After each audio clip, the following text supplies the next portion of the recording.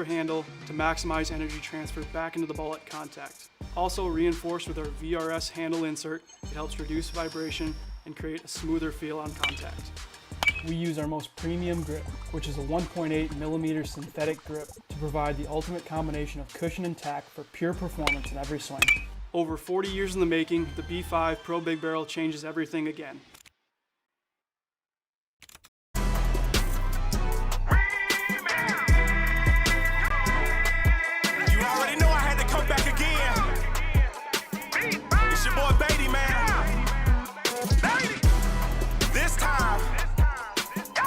Switch it up for something special.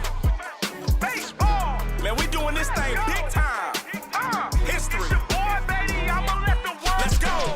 Guess what? I'm pulling out my B5. Get your phones out, cause I'm about to be live. Smashing curveballs, even if they knee high. Stinging baseballs, call me Mr. B-High.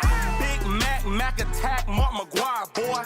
Mark McGuire got me preaching to the choir, boy. He used to use B5s back in college, boy. Mark McGuire is a legend, pay homage, boy. Bo Jackson. When he swung a B5, lights, camera, action. Bo Jackson. Hit the ball so far, everybody laughing. Mr. Padre, aka Tony Gwynn. Got so many base hits, he everybody friend. 5.5 or the 6 hole. Doesn't matter, Tony Gwynn getting hits, yo. I'm swinging B5, I'm swinging B5, I'm swinging B5. Yeah, I'm swinging B5, I'm swinging B5, I'm swinging B5. All in the dirt, guaranteed to hit a big five. I'm swinging B5, I'm swinging B5, I'm swinging B5. Yeah, I'm swinging B5, I'm swinging B5, I'm swinging B5. All in the dirt, guaranteed to hit a big five.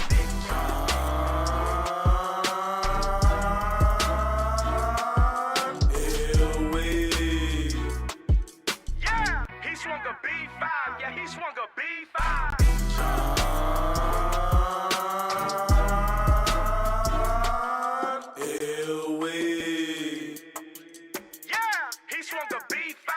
swung a B5.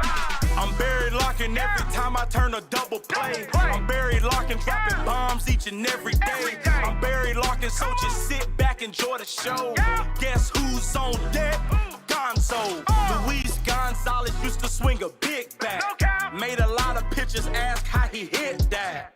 Yeah, like for real. How did he hit that? Threw it outside and he. God dang it, how did he hit that?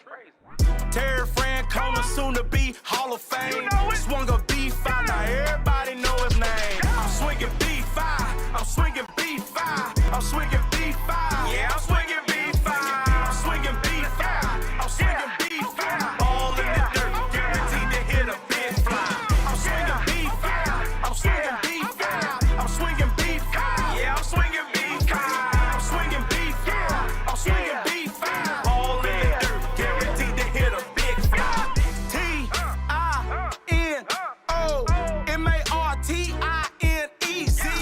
Tino Martinez made it look easy. Left a lot of pitchers feeling so greasy. B5 is the bat you need to swing, boy. Got my team screaming out, do your thing, boy. The B5 extra hot, got a lot of pop. All you other bats soft like flip-flops. I don't really care what the haters gotta say. I practice 24/7, that means every day. I carry 2 B5s in my bat bag. Why you carry 2 bats? Cause I got swag. You throw a curveball, I'ma throw a uppercut. If you throw it again, I'ma double up. CJ Beatty 44 on the Instagram. I let the whole wide world know who I am. I'm swinging B5, I'm swinging B5, I'm swinging B5. Yeah, I'm swinging B5, I'm swinging B5, I'm swinging B5. All in the dirt, guaranteed to hit a big fly. I'm swinging B5, I'm swinging B5, I'm swinging B5. Yeah, I'm swinging B5, I'm swinging B5, I'm swinging B5. All in the dirt, guaranteed to hit a big fly.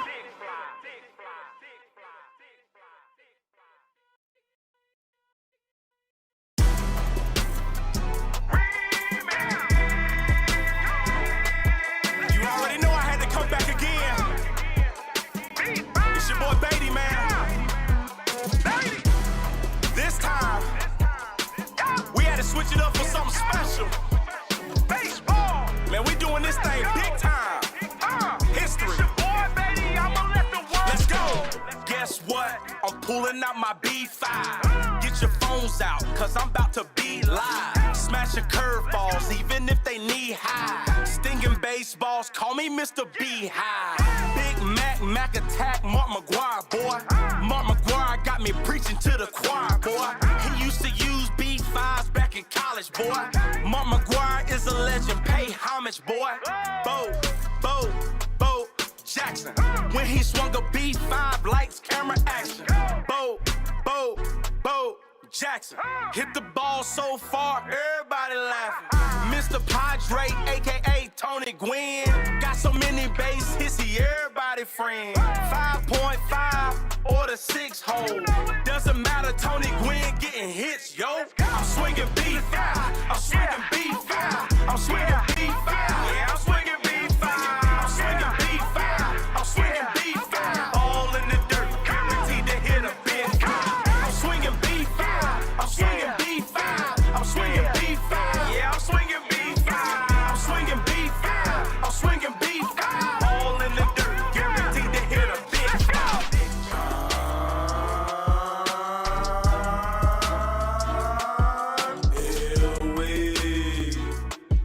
Yeah, he swung a B5.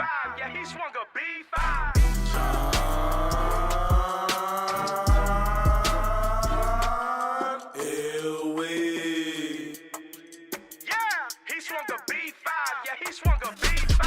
I'm buried locking every time I turn a double play. I'm buried locking, dropping bombs each and every day. I'm buried locking, so just sit back, enjoy the show. Guess who's on deck? Gonzo. Luis Gonzalez used to swing a big bat. Made a lot of pitchers ask how he hit that. Yeah, like for real. How did he hit that? Threw it outside and he. God dang it, how did he hit that? Terry Francona, soon to be Hall of Fame. Swung a B5, now everybody know his name. I'm swinging B5, I'm swinging B5, I'm swinging B5. Yeah, I'm swinging B5, I'm swinging B5, I'm swinging B5. All in the dirt, guaranteed to hit a big fly. I'm swinging B5, I'm swinging B5, I'm swinging B5. Yeah, I'm swinging B5, I'm swinging B5, I'm swinging B5. All in the dirt, guaranteed to hit a big fly. T-I-N-O-M-A-R-T-I-N-E-Z. Tino Martinez made it look easy. Left a lot of pitchers feeling so greasy. B5 is the bat you need to swing, boy. Got my team screaming out, do your thing, boy. The B5 extra hot, got a lot of pop. All you other bats soft like flip-flops. I don't really care what the haters gotta say. I practice 24/7, that means every day. I carry 2 B5s in my bat bag. Why you carry 2 bats? Cause I got swag. You throw a curveball, I'ma throw a uppercut. If you throw it again, I'ma double up. CJ Beatty 44 on the Instagram. I let the whole wide world know who I am. I'm swinging B5, I'm swinging B5, I'm swinging B5. Yeah, I'm swinging B5, I'm swinging B5, I'm swinging B5. All in the dirt, guaranteed to hit a big fly. I'm swinging B5, I'm swinging B5, I'm swinging B5. Yeah, I'm swinging B5, I'm swinging B5, I'm swinging B5. All in the dirt, guaranteed to hit a big fly.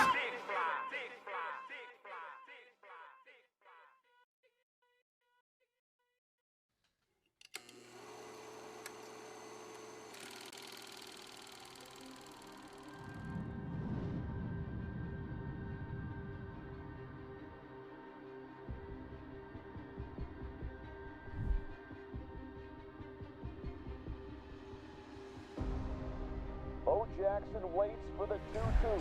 Swing and drive. Deep center field. There she goes. A home run for Mark McGuire. Tony Gwynn launches one over the right field wall. A second-guess shot for Barry Marshall. The Titans of Cal State Fullerton are the champions of college baseball.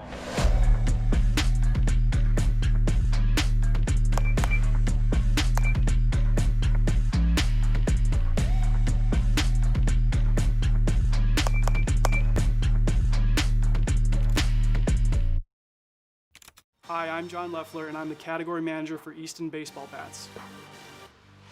The B5 Pro Big Barrel is this old school design meets modern technology in this traditional one-piece alloy bat.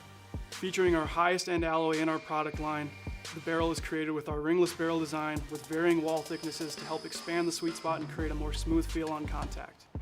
Easton's natural Pro Balance swing weight results in a balanced feel, combining both speed and power. The speed cap helps provide a more flexible and responsive barrel, while producing that natural alloy sound elite players have grown to love. Players told us they wanted a stiffer bat, so we created an even stiffer handle to maximize energy transfer back into the ball at contact. Also reinforced with our VRS handle insert, it helps reduce vibration and create a smoother feel on contact. We use our most premium grip, which is a 1.8mm synthetic grip to provide the ultimate combination of cushion and tack for pure performance in every swing. Over 40 years in the making, the B5 Pro Big Barrel changes everything again.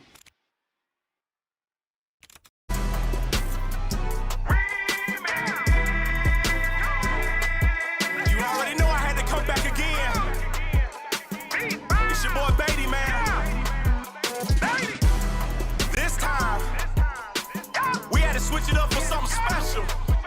Baseball. Man, we doing this thing big time. History. It's your boy, baby. I'ma let the world. Let's go. Guess what? I'm pulling out my B5. Get your phones out, cause I'm about to be live. Smashing curveballs, even if they knee high. Stinging baseballs, call me Mr. B-High. Big Mac attack, Mark McGuire, boy. Mark McGuire got me preaching to the choir, boy. He used to use B5s back in college, boy. Mark McGuire is a legend, pay homage, boy. Bo Jackson. When he swung a B5, lights, camera, action. Bo Jackson. Hit the ball so far, everybody laughing. Mr. Padre, aka Tony Gwynn. Got so many base hits, he everybody friend. 5.5 or the 6-hole. Doesn't matter, Tony Gwynn getting hits, yo. I'm swinging B5, I'm swinging B5, I'm swinging B5. Yeah, I'm swinging B5, I'm swinging B5, I'm swinging B5. All in the dirt, guaranteed to hit a big high. I'm swinging B5, I'm swinging B5, I'm swinging B5. Yeah, I'm swinging B5, I'm swinging B5, I'm swinging B5. All in the dirt, guaranteed to hit a big high.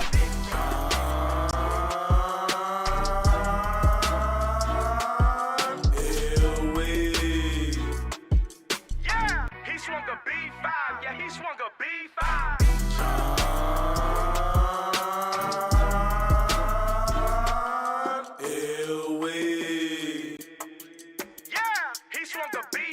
Yeah, he swung a B5.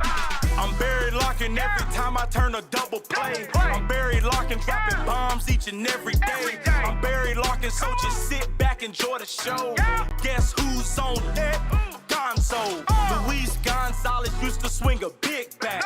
Made a lot of pitchers ask how he hit that. Yeah, like for real. How did he hit that? I threw it outside and he. God dang it, how did he hit that? Terry Francona, soon to be Hall of Fame. Swung a B5, now everybody know his name. I'm swinging B5, I'm swinging B5, I'm swinging B5. Yeah, I'm swinging B5, I'm swinging B5, I'm swinging B5. All in the dirt, guaranteed to hit a big fly. I'm swinging B5, I'm swinging B5, I'm swinging B5. Yeah, I'm swinging B5, I'm swinging B5, I'm swinging B5. All in the dirt, guaranteed to hit a big fly. T-I-N-O-M-A-R-T-I-N-E-Z. Tino Martinez made it look easy. Left a lot of pitchers feeling so greasy. B5 is the bat you need to swing, boy. Got my team screaming out, do your thing, boy. The B5 extra hot, got a lot of pop. All you other bats soft like flip-flops. I don't really care what the haters gotta say. I practice 24/7, that means every day. I carry 2 B5s in my bat bag. Why you carry 2 bats? Cause I got swag. You throw a curveball, I'ma throw a uppercut. If you throw it again, I'ma double up. CJ Beatty 44 on the Instagram. I let the whole wide world know who I am. I'm swinging B5, I'm swinging B5, I'm swinging B5. Yeah, I'm swinging B5.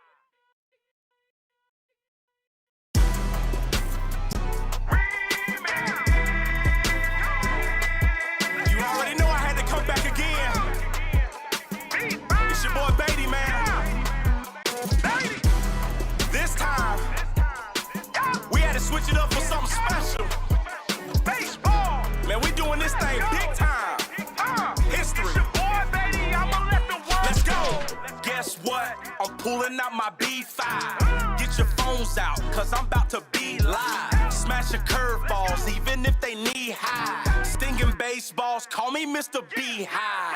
Big Mac attack, Mark McGuire, boy. Mark McGuire got me preaching to the choir, boy. He used to use B5s back in college, boy. Mark McGuire is a legend, pay homage, boy. Bo Jackson. When he swung a B5, lights, camera, action. Bo Jackson. Hit the ball so far, everybody laughing. Mr. Padre, aka Tony Gwynn. Got so many base hits, he everybody friend. 5.5 or the 6 hole. Doesn't matter, Tony Gwynn getting hits, yo. I'm swinging B5, I'm swinging B5, I'm swinging B5. Yeah, I'm swinging B5, I'm swinging B5, I'm swinging B5. All in the dirt, guaranteed to hit a big car. I'm swinging B5, I'm swinging B5, I'm swinging B5.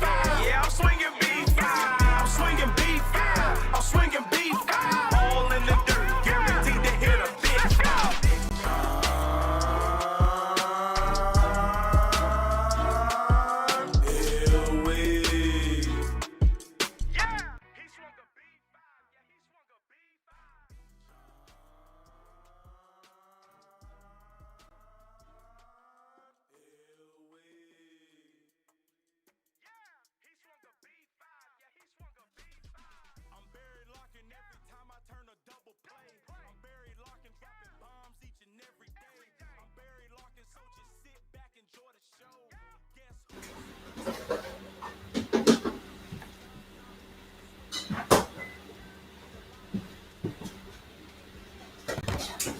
All right, we are live.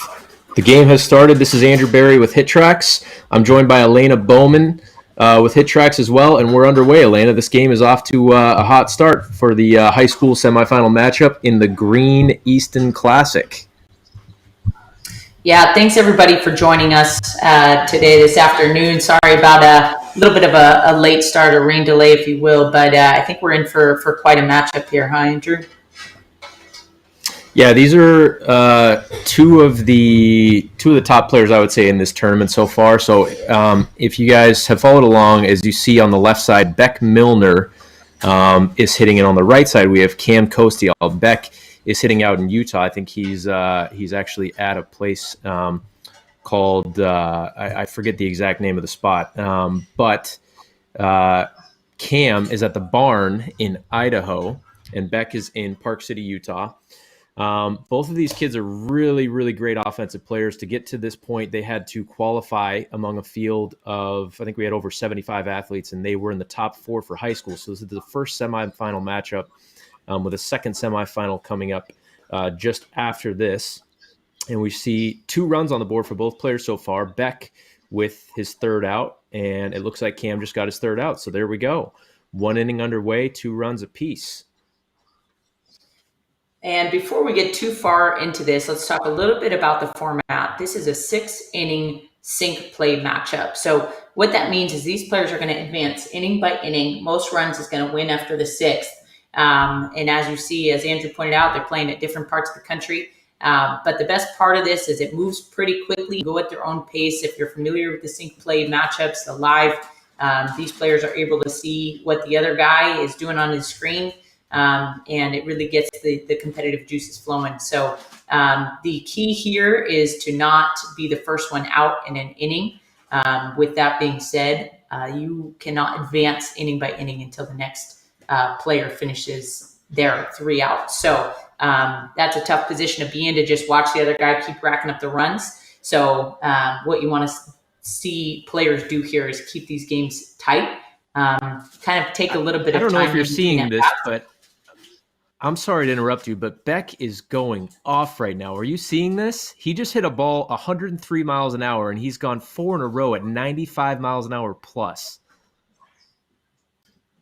Yeah, he's a monster. I mean, we got to know Beck a little bit ahead of this tournament, and he is just, let's call him all everything, all conference, all San Diego section. We know this guy can bring it. So it's no surprise to see him put a ball 404 feet. That's amazing. 105 off the bat, and Cam follows it up with 100 miles an hour off the bat. These dudes are raking right now. Well, Andrew, tell us a little bit about the bats that these guys are using, shall we? All right, because maybe that has something to do with this. As you see, these guys are just crushing the ball. So the reason for this tournament is to kind of promote and bring back the green B5 Pro barrel from Easton. So this bat, if you're familiar, was very, very popular quite a bit ago. It was really the bat above all others back in the day, I believe in the 70s and 80s. And so it's been rebranded, and both players here are swinging this bat. All the players in the semifinals today and tomorrow will be swinging this. But really, it's been over 40 years in the making. All of Easton's innovations have produced the breakthrough worthy of the B5 Pro Big Barrel. Celebrating its return, there's a full kit with a hat, a shirt, and a poster that these players are competing to win. And I think so far the bat's showing off pretty well. That might be the winner of the first couple innings here so far, with both of these players touching triple digits. Yeah, we're tied up here in the second inning, 10-10. And it's pretty incredible the amount of force that they're putting behind the ball. 96 mile an hour off the bat for Beck, and not to be outdone 98 out of Cam. That's outrageous. What I think is pretty interesting to note here too, Andrew, is the pitch speed that these players have elected. If you look at Cam's screen, the upper right-hand corner, that pitch is coming in at 67 miles an hour. So it's got a little bit of heat on it. Where you look to the left-hand side of the screen, Beck has elected to go in this like 53 to 55 mile per hour range. So it's an interesting tactic, hard in, hard out, or maybe a little bit more consistency with the slower pitch. We'll see what pays off in the end. Yeah, so far they both are in a pretty good rhythm here. And to get to this point, Beck as the number 1 seed put up 73 runs in a single game, and that's with a time limit on it. There's no timer on this, obviously, but he was moving. We see him get into a mode. I think you'll probably see this here as we get into the third, fourth inning, where he will just be relentless and just, it almost turns into home run derby mode with him, where you see he's hitting ball. Every single hit is 95 to 100 miles an hour, 20 to 30 degrees, doing some serious damage. But Cam is keeping pace so far, 12 runs on the board. He's just got to make sure that this doesn't get out of hand right here in the second inning. Yeah, and this is what we were talking about a little bit to kick off the game, is when you make those 3 outs, you've got nothing to do but watch the other person wrap up their inning. So this is a great opportunity here for Beck to pad his lead a little bit. We see him ahead 4 runs. That's going to get it out of the park. That's going to make it, I think, 6 runs here in the second. And he wouldn't be surprised to see him just keep going, huh, Andrew? Yeah, this format. So now there's another one, 7-run lead. As you can see, this is not going to be an insurmountable lead, though. These players are capable of putting up a lot of runs very, very quickly. We've seen upwards of a 10-run comeback at one point. And look at that shot down the line. Did that hit the foul pole? Look at that. Oh, that was a foul ball. Okay, just to the left of it. So, 7-run lead here. There's another base knock through the left side.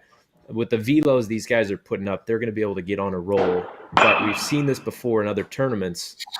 Cam, kind of on his own over there. He's stuck waiting, hoping that this comes to an end and this game is not going to be completely without a reach.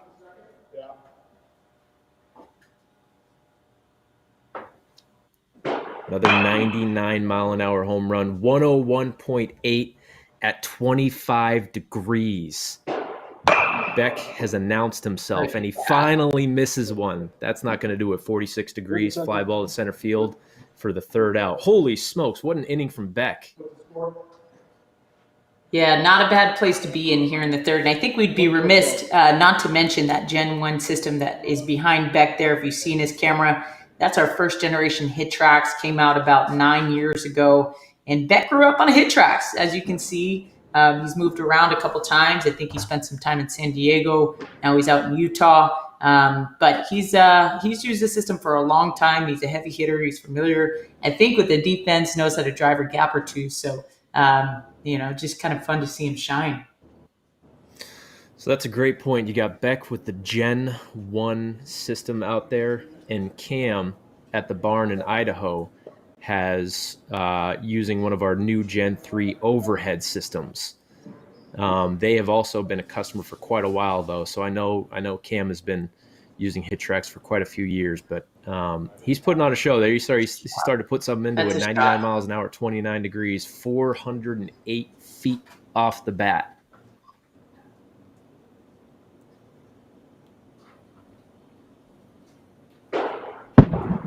And to your point, Andrew, I mean, especially in this format, it's really easy to catch some fire, and go on a run, put up 8, 9 runs in a row without making an out. You're getting a strike. The pitch speed. Nobody's throwing you an off speed. So this isn't as great as Beck is probably feeling with an 11-run lead here in the third.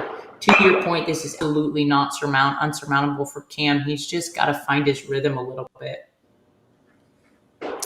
And Beck, by the way, is hitting the facility he's at is Universal Athletic. I knew that. I wanted to make sure they got the proper shout out for making it work for him to be there. So he's at Universal Athletic.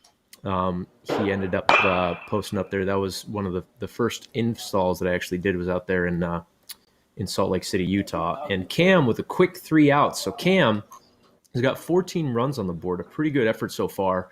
And thankfully, Beck has got 2 quick ones here, but this is kind of a dangerous situation with a 12-run lead for Beck, and he just hit it 104.7. Yeah, same spot last inning. Beck does a lot of damage, even with only 1 out to play with. You see him just start to put balls out of the park left and right. Just an impressive showing here. And Beck, if I'm not mistaken, That's is going to a be a little bit junior of a in high break for school. Cam in the third out. There you go. So a 14-run deficit, definitely not insurmountable at this point, but Beck has announced himself. There's a reason he's the number 1 seed. Putting up 73 runs in a single game is no joke. I have people asking me all the time, this kid is obviously not real. What is he doing? What kind of trick are they using? And I'm telling them, I'm saying, I've seen this stuff on video. The kid just drops bombs. Yeah, there's no other way to put it. And, and important to note, this is a win or go home game. It's a single elimination to get to the finals matchup coming later on this evening. So it's do or die for these guys. You wouldn't be surprised to see Cam step right back in. Beck step right back in there and really go for it. You don't want to save anything in the tank here. Yeah, you're absolutely right. So win or go home here. We have the second semifinal matchup coming up right after this. And then the winner of both of these 2 games will compete in a 3-game championship series following that second semifinal game. So we're getting everything in today.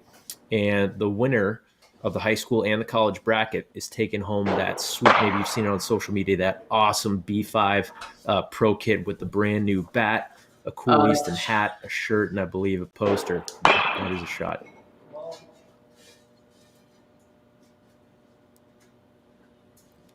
Cam with a 52-degree hit, that might be too high. The first Green Easton Classic. There's a lot of history in the Green Easton bat. And now we see a new generation of players step in and start to write their names on these barrels and redefine in this next stage of baseball what the Green Easton can do for the game. So this is fun to watch. Yeah, and I'm looking at, you can see the video of both of these players' swings. If you look at Cam, he's got a nice little leg swing that it's not necessarily a leg kick, but he's really getting himself in rhythm, swinging that leg through almost like a pendulum and stopping his weight transfer, and he's able to put a lot into this. Whereas Beck, on the other side, very compact, very strong, sturdy base, and he appears to just be firing his hips and his hands and moving very quickly and short to the ball. So 2 really different swings here. Both these players showing that they can put up some numbers. And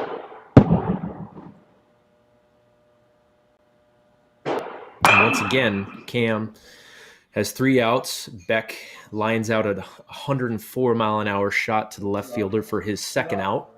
So he is up to a 17-run lead, but that is going to be the third out. Now these players are taking a lot of swings. If you look at Beck's side, he's got 49 balls in play already. Cam with 35.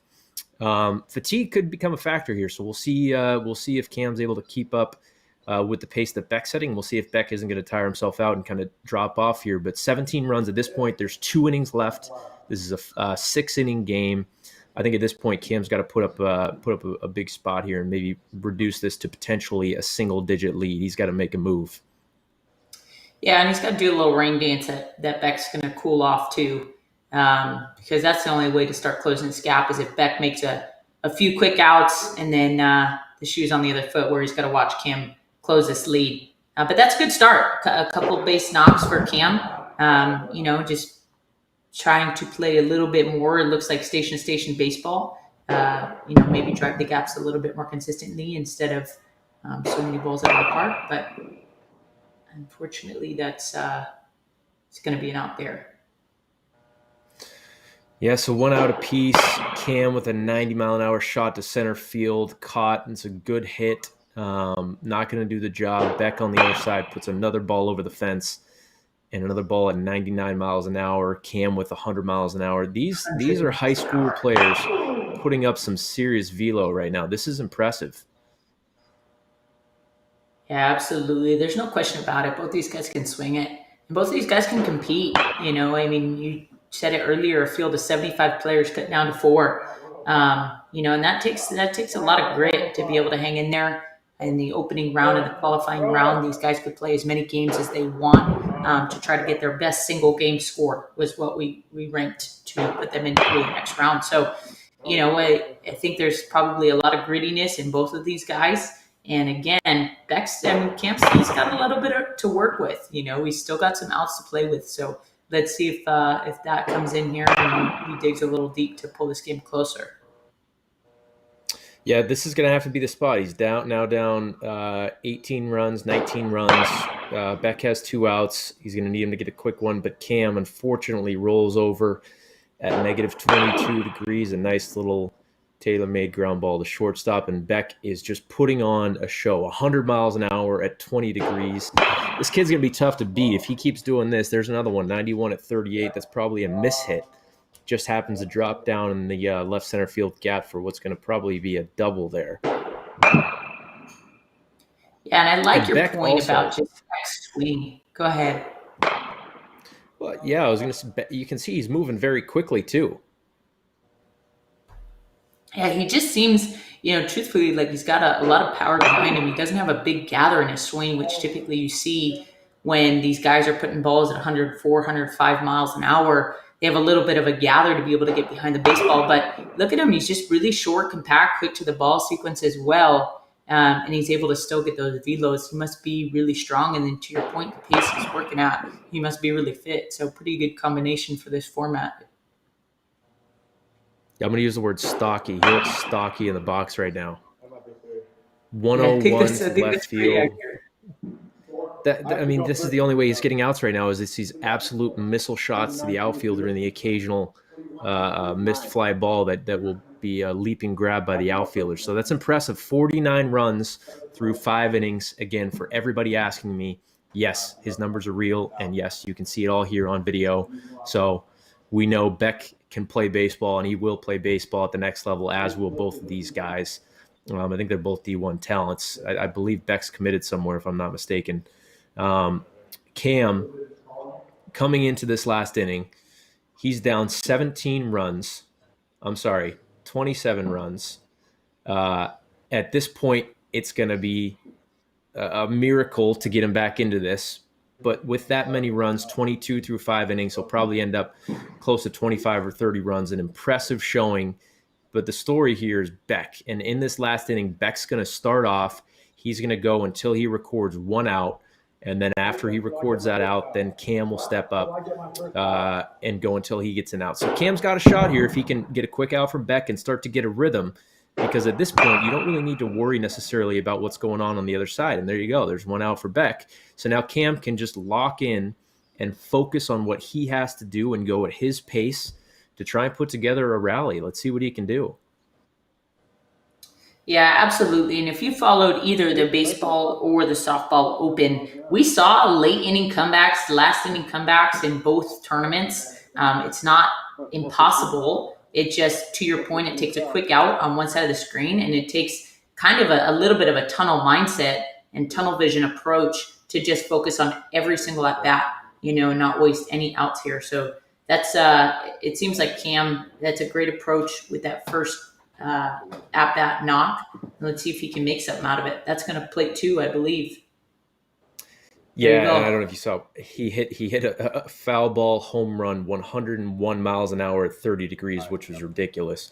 Unfortunately, there's a little pop up there, but Cam has got some serious juice. He's been just a little less consistent delivering the barrel. I hesitate to say that because I could not put up 5 runs in 6 innings at this point, and he's already at 24 runs, which is just very impressive. So Beck now is going to take over. And first pitch, there's a pop up, 80 degrees, a little bit frustrated. So 2 quick outs for Beck, and now we'll swing back over to Cam. Yeah, and again, I look to that pitch speed. That's a great shot from Cam. The players, the rule is it's got to be under or above 50 miles per hour, right? But there's some flexibility for them to elect their pitch speed. So it's interesting to see both guys go on the other end of the spectrum. Cam go upwards of 70 miles an hour, and Beck down right around 53, 54. You wonder, how much that has an impact here on the outcome. Yeah, I think the maximum pitch speed was 70 miles an hour. So he's on the edge. You're absolutely right. Like, he's put up some serious velo numbers, but you wonder if maybe if that was reduced, if he gets a little bit more consistent. Again, it's tough to argue with 25 runs, but going up against a guy like Beck, who's just right now, he's just absolutely teeing off. This is reminds me a lot of our guy Courtney Hawkins, who we've just seen put on a show, putting up 50, 60 runs a game. Dead center field, right off the wall. There you go. And 104 miles an hour at 20 degrees. That's a missile. Yeah, and you're seeing with these swings, Beck doesn't want to leave anything up to chance. So, even with a single out left to play with, you can tell he's trying to cross as many runs as he can before he gives Cam that last opportunity to step in the box. I might be sending a message to the next matchup too. Going first here, you want to put yourself in a position where, you've got control going into the championship. So here we are. He does also potentially, moving on after this, as he records his third out.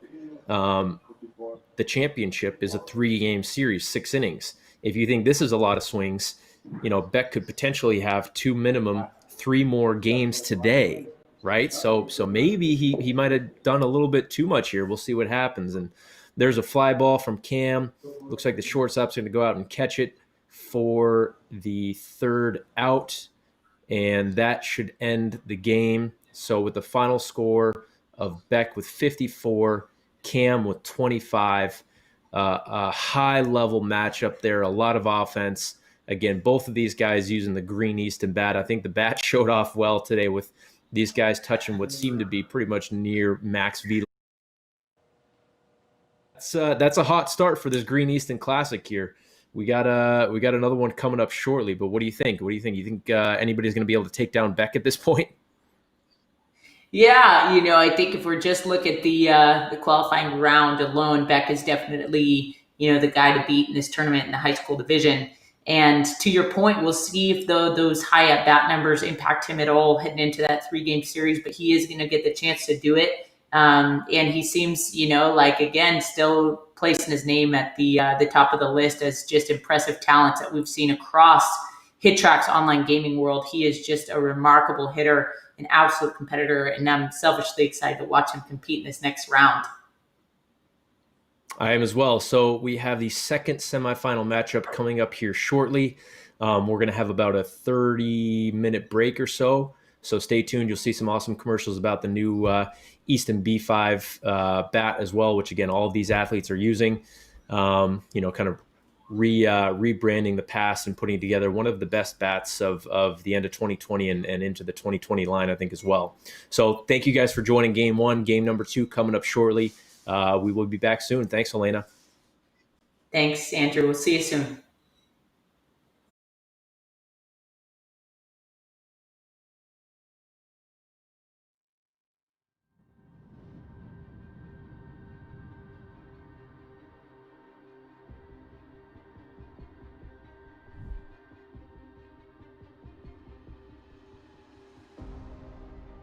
Jackson waits for the 2-2.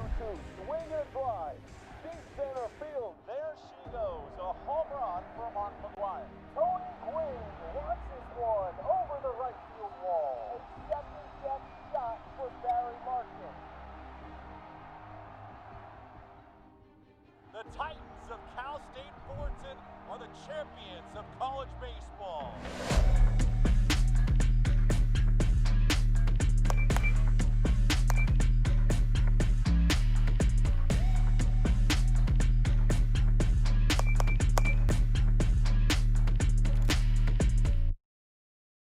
Hi, I'm John Leffler, and I'm the category manager for Easton baseball bats. The B5 Pro Big Barrel is back. This old school design meets modern technology in this traditional one-piece alloy bat. Featuring our highest end alloy in our product line, the barrel is created with our ringless barrel design with varying wall thicknesses to help expand the sweet spot and create a more smooth feel on contact. Easton's natural Pro Balance swing weight results in a balanced feel, combining both speed and power. The speed cap helps provide a more flexible and responsive barrel, while producing that natural alloy sound elite players have grown to love. Players told us they wanted a stiffer bat, so we created an even stiffer handle to maximize energy transfer back into the ball at contact. Also reinforced with our VRS handle insert, it helps reduce vibration and create a smoother feel on contact. We use our most premium grip, which is a 1.8mm synthetic grip, to provide the ultimate combination of cushion and tack for pure performance in every swing. Over 40 years in the making, the B5 Pro Big Barrel changes everything again. You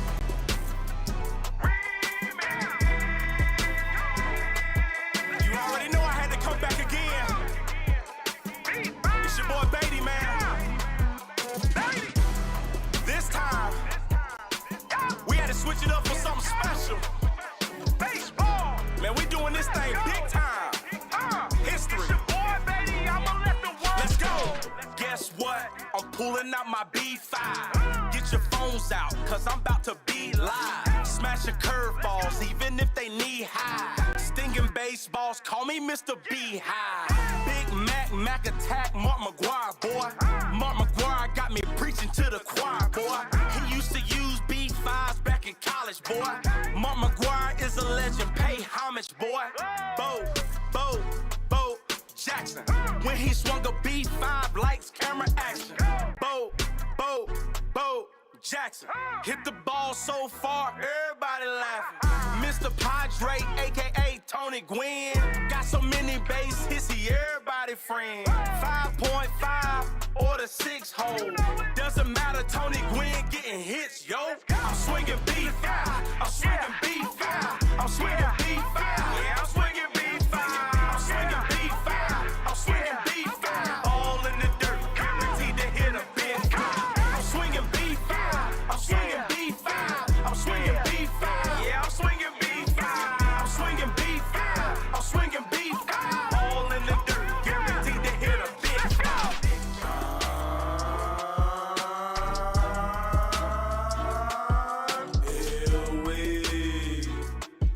Yeah, he swung a B5. Yeah, he swung a B5.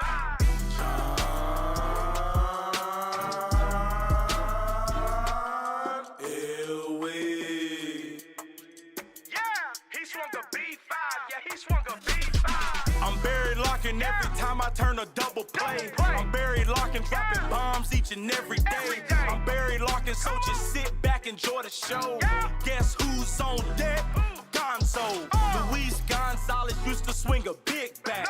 Made a lot of pitchers ask how he hit that. Yeah, like for real. How did he hit that? I threw it outside and he. God dang it, how did he hit that?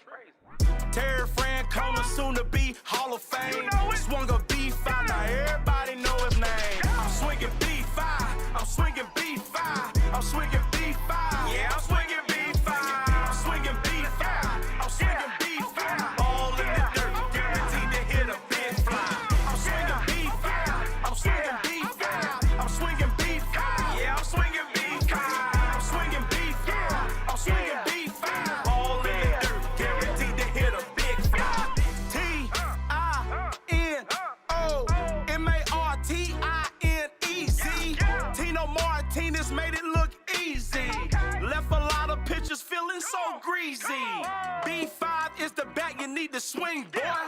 Got my team screaming out, do your thing, boy. The B5 extra hot, got a lot of pop. All you other bats soft like flip-flops. I don't really care what the haters gotta say. I practice 24/7, that means every day. I carry 2 B5s in my bat bag. Why you carry 2 bats? Cause I got swag. You throw a curveball, I'ma throw a uppercut. If you throw it again, I'ma double up. CJ Beatty 44 on the Instagram. I let the whole wide world know who I am. I'm swinging B5, I'm swinging B5, I'm swinging B5. Yeah, I'm swinging B5, I'm swinging B5, I'm swinging B5. All in the dirt, guaranteed to hit a big fly. I'm swinging B5, I'm swinging B5, I'm swinging B5.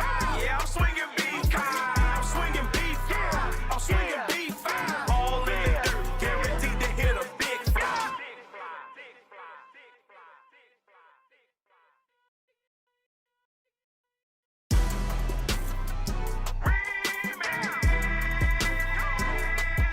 You already know I had to come back again. It's your boy Beatty, man. This time, we had to switch it up for something special. Baseball. Man, we doing this thing big time. History. Boy, baby, I'ma let the world Let's go. Guess what? I'm pulling out my B5. Get your phones out, cause I'm about to be live. Smashing curveballs, even if they knee high. Stinging baseballs, call me Mr. B-High. Big Mac, Mac attack, Mark McGuire, boy. Mark McGuire got me preaching to the choir, boy. He used to use B5s back in college, boy. Mark McGuire is a legend, pay homage, boy. Bo Jackson. When he swung a B5, lights, camera, action. Bo Jackson. Hit the ball so far, everybody laughing. Mr. Padre, aka Tony Gwynn. Got so many base hits, he everybody friend. 5.5 or the 6 hole. Doesn't matter, Tony Gwynn getting hits, yo. I'm swinging B5, I'm swinging B5, I'm swinging B5. Yeah, I'm swinging B5. I'm swinging.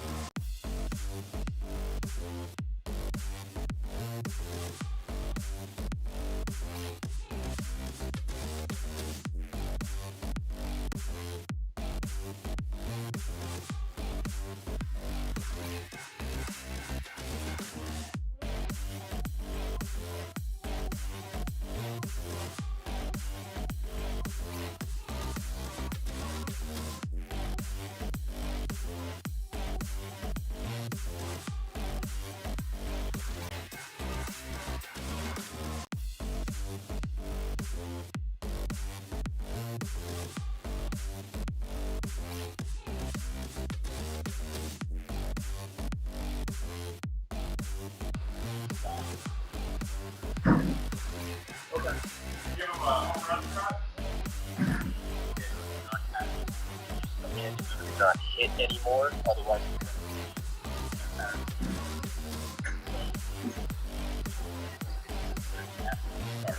Yep. Alright, so after you guys both go to the gaming module. Yep. And then you can go to online series.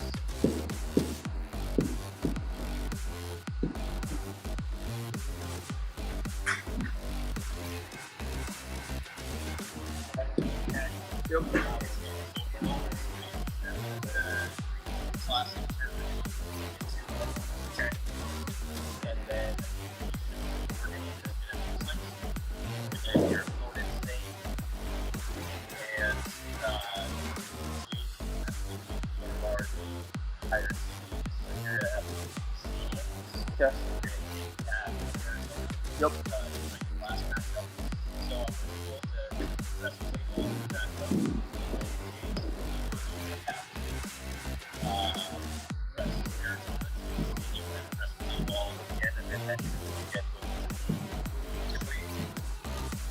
Yep. Alright.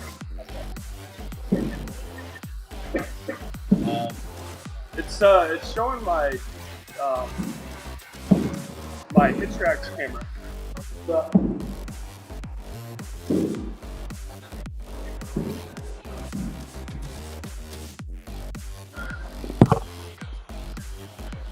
I gotta put your phone on silent. Are we going simultaneously like I did? Sure, he's right now. Tell him I can't use my camera for the thing. That's how I'll talk to him how to put it on. Yep. Yeah, tell him we're using my camera for the video. Yep. Yeah.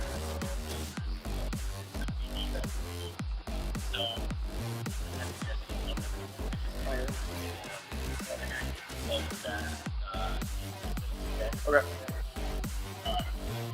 Yep. We had.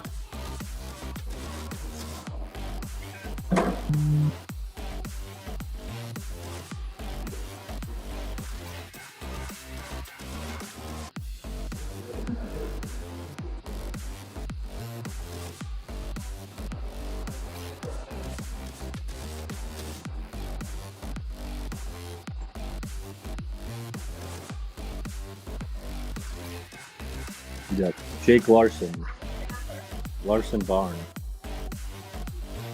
Ryan Hunt, baseball, Park City Baseball.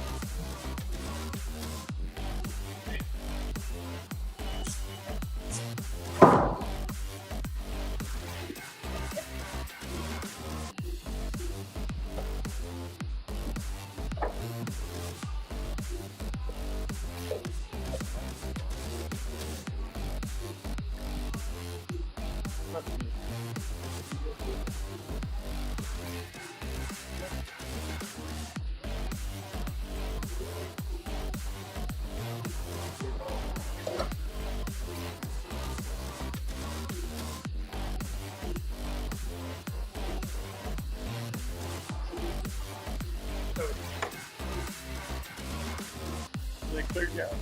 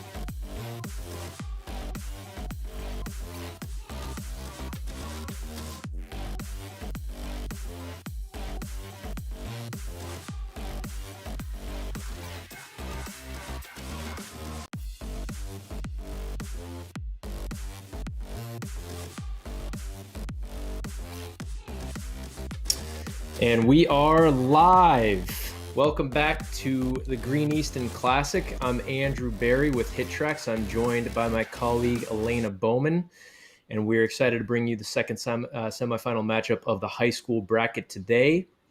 Elena, quite a game in the first round from Beck Milner. Yeah, it's a hot start, and he was the number 1 seed out of the qualifying round, so not a giant surprise, but this matchup is going to tell us a lot. We got 2 great competitors, the 2 and 3 seed here, and I think we're in for a battle. Yeah, we are. So we have Jake Larson. Jake is hitting out of the Larson barn, close to where I am in Seattle. He's out of Issaquah. And Ryan Hunt hitting at Park City Baseball Academy in Park City, Utah. Both of these systems are relatively new, so these guys have certainly used HitTrax before. Maybe not as much as the last couple competitors from the game before this, but from what we've seen from the qualifier, these guys can both swing it. And again, this is the Green Easton Classic, so we are really putting this tournament together to help get the word out and promote the new Easton bat, the new B5 Pro big barrel bat. That is a rebranding, if you will, of the old bat from the 70s and 80s that was the bat of its time. And I think from what we saw from game 1, it really delivered so far with those guys hitting 103, 105. Beck, I think, got up to 106 miles an hour off the bat. Yeah, and working so closely with the Easton team to put on this tournament has been amazing. And hearing all the stories of the green bat, the Mark McGuires, the Bo Jacksons swinging the green bat back in the day, and now getting this new generation of baseball players, with their hands on it. It's new technology. They've got a hot barrel. And like you said, its performance is speaking for itself. So everybody, both in the high school and the collegiate division, are swinging B5s in the finals round here. And I'm excited to see it just continue to perform for these guys. And it's fun to see the nostalgia of, old time baseball meet today's generation. You got the tech in the cage, you got the HitTrax in the cage. We're all remoting in, playing a game from different parts of the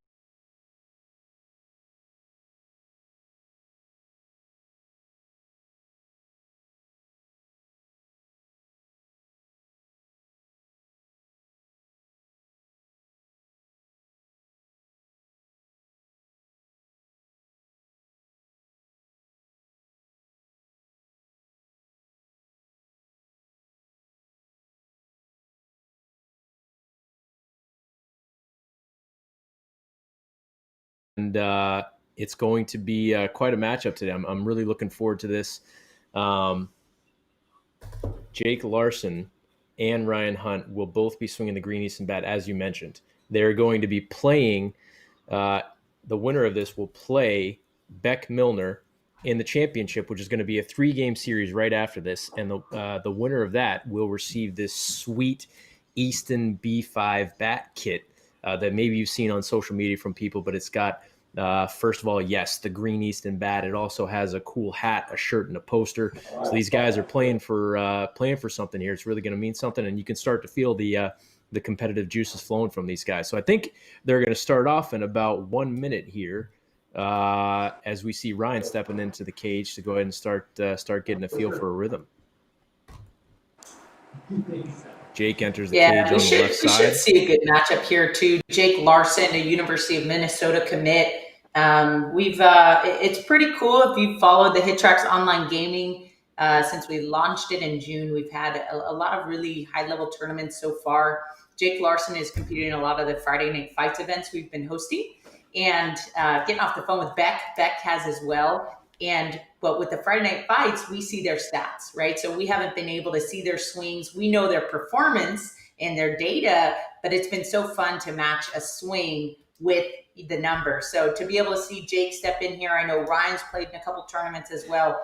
I think it should be a lot of fun to watch them compete, but at the end of the day, we know they can hit. Somebody's pumping some music up in there too. Sounds like they're trying to get a good vibe going. So Andrew, let's talk a little bit about the format. Yeah. So basically what these players are going to be doing, they're going to be doing what's called sync play. So this is a HitTrax online matchup. So they're playing each other in real time. They will be playing a 6-inning game, and they're going to play their innings simultaneously. So once both players have recorded 3 outs, then we're going to move on to the second inning. And for the last inning, it will be out for out. So whoever's winning will start out, and once they record an out, then we will move on to the second inning. Yeah, and so the players, we have put a parameter of 50 to 70 miles per hour pitch speed on this tournament. So they have some flexibility on what speed the pitch is going to be delivered at. Interestingly, the semifinal round, we saw Beck opt for like a low 50 pitch speed and Cam opt for a high 60 pitch speed. So I think Cam kind of went with the hard in, hard out mentality. I think Beck went with a little bit more consistency on the barrel. I'm curious to see what these guys are going to pick, where they want to fall. I think if it was me, I always liked high heat, so I would have gone for upwards of that 65. But, we'll see what pans out for these guys. They should be ready to go. They should be starting any minute here.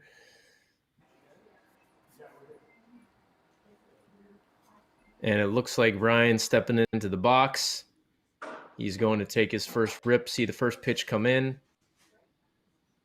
And we're rolling. So you see immediately the pitch speed for Jake up at about 65 miles an hour and for Ryan at about 60. So we saw that from Cam in the last game. He was almost at 67, 68 miles an hour right off the bat. So a hot start for Jake with the double to center field. Ryan rolls over with 2 quick outs and a little flare out from Jake. 54 runs, I believe, is what it was for Beck last game. So these guys are not only playing for a chance to compete against Beck, but also maybe send a message that they're going to be able to compete with him. Yeah, and to run through the format one more time as well, we got a 6-inning sync play matchup. So if you're familiar with this, players can see each other's action on the screen. So you see to the right, Ryan has now made 3 outs in his inning. He's got nothing to do but stand back and watch Jake until he makes his 3rd out and they advance the second inning together. So this is a tough spot to be in the first inning, watching your competitor start to pad his lead a little bit. I mean, we're only talking a 2-0 lead, but as we see through these tournaments, that's just a helpless feeling to have to stand there and watch somebody hit, huh? Yeah, it really is. And Jake out with an early 2-0 lead here. Runs can come quickly when you get into rhythm. So that is absolutely a very close matchup here. We've seen 10, 15 run comebacks in previous tournaments that we've run. So both players are going to get ready here to start the second inning. And Ryan looks like he fouls one off with the first pitch. So Ryan, I'll be honest, I don't know a ton about him, but if you look at him, I kind of like his vibe right now. He's got the backwards hat. He seems like he's kind of in a rhythm. He's got some quick hands moving, and when the pitch is coming in, there's a nice line shot, 93 miles an hour. It's good barrel, just right at the shortstop. Yeah, and I think Ryan hitting out of the Utah area, it'd be interesting to see a Ryan Beck-Milner matchup. I think they competed against each other in travel ball teams. They know each other well. The baseball world is pretty small. So I think there's some extra competitive juices flowing there. But Jake Larson, is a force. He's, again, a University of Minnesota commit. We know he can swing the bat. I think his velos in the qualifying round were in the 90-mile-an-hour range. So we'll see what he puts up here in this semifinal matchup.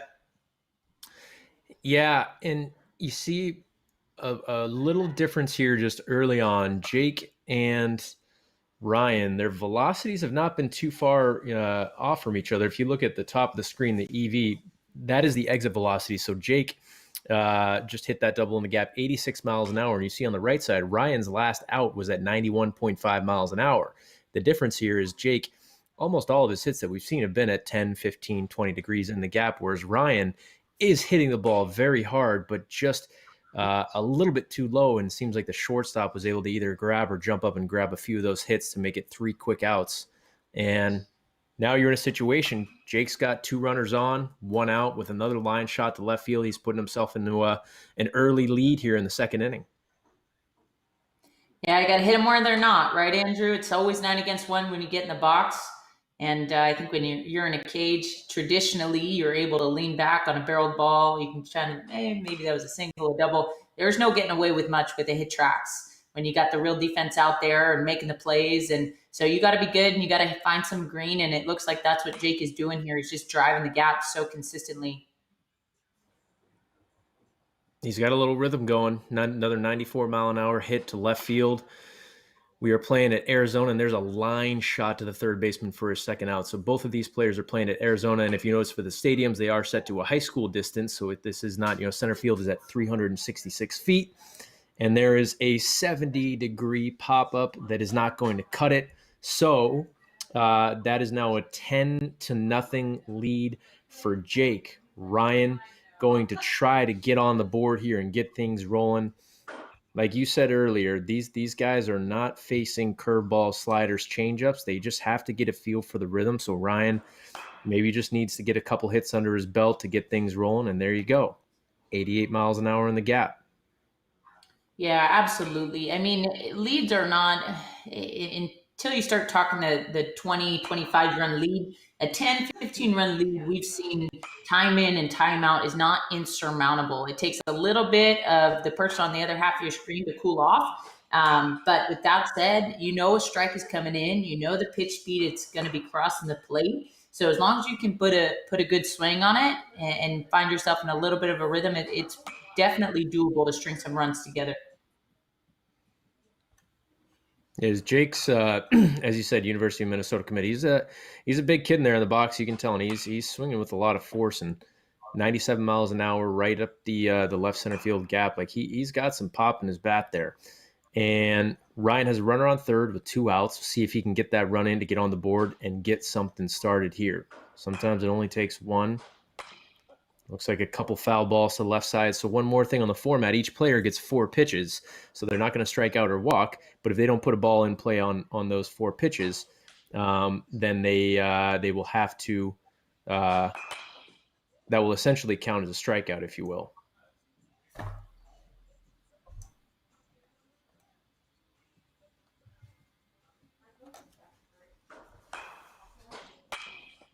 There's a nice shot from Ryan. Home run to left field, and he's on the board. So it's now 14-12 as Jake has just still been on a tear on the left side of your screen there. He's not slowing down at all, even with 2 outs on the board. Yeah, and if you're the University of Minnesota coaching staff, you're pretty excited to see that guy in the box. They are a HitTrax customer. We actually have their field built into the software, so Jake will get a chance to hit on their field well before he gets the University of Minnesota on his system.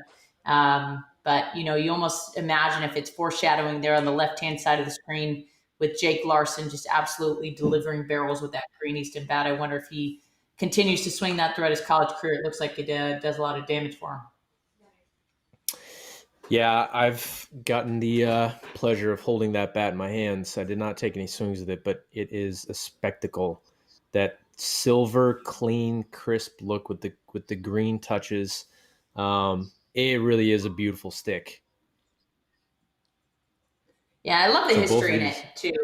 On the softball side, Easton used to have a bat called the Green. It was called a Stealth that everybody swung in high school, freshman, sophomore year. So there's something about a hot Green Easton bat, whether baseball or softball, that you're going to get a barrel with it. The Stealth was a phenomenal bat. I used to love that bat myself. They had the same thing for baseball, going from the Connection to the CXN to the Stealth.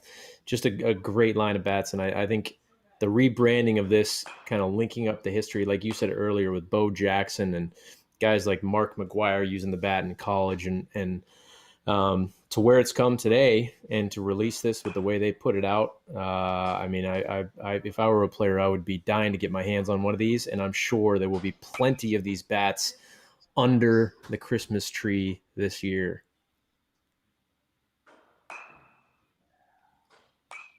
So Ryan on the right side seems to be he's got a little bit of something going here. He's got a 16-run deficit, 4 runs on the board. He seems to be fouling off quite a few pitches as well.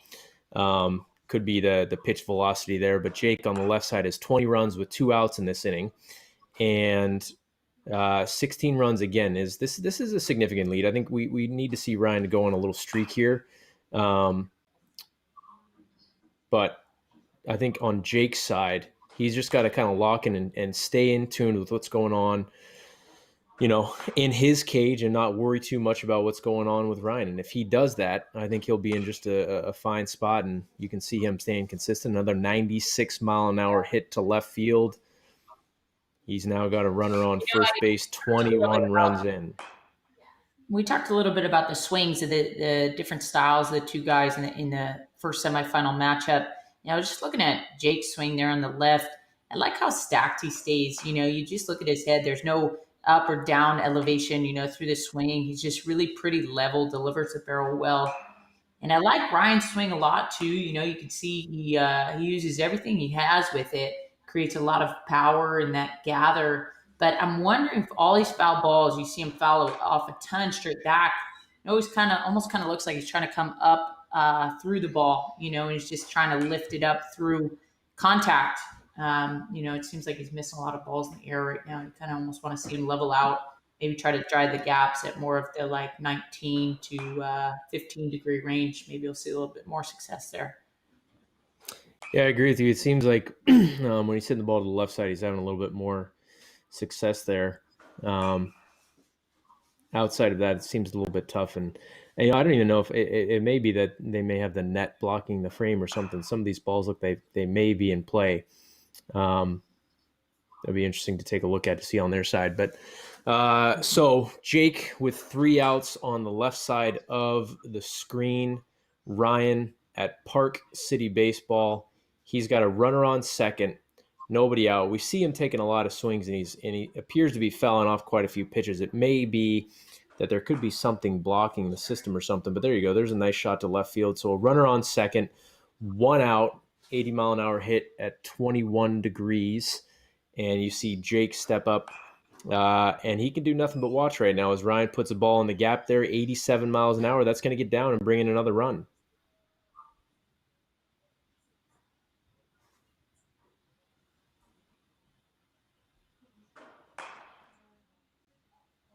There's a foul ball to the left side. So a 19-run deficit for Ryan, but he has an opportunity here with the runner on second and 1 out to put a little bit of, reduce that gap between them. And although we're only in the 4th inning, I think it's time to make a move because this is only a 6-inning game. Yeah, he's running out of outs to do it for sure. But, it seems like he's got a little bit of his rhythm back. He's got a couple base knocks in a row. To your point, can't tell, fouling a couple off or if something's in front of the sensor there and missing a couple of these. But looks like that one gets through, and it should play to run, And if you can just figure out how to score one run at a time, to your point, Andrew, there's really not a score that we've seen that hasn't been insurmountable in the sync play format. You just got to catch a little fire. You got to be in the situation that Ryan's in right now, where the other person on the other side of your screen is not hitting. They're just watching you take your swings and close the gap. And we'll see what Ryan can do here in the 4th. But if he wants to make a move, he's got to do it probably within the next few outs here.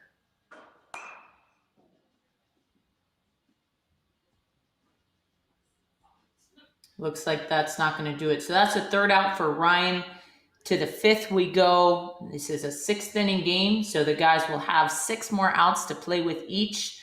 You got a significant lead out of Jake Larson on the left side of your screen, 26-8. But again, it's not over until the final out.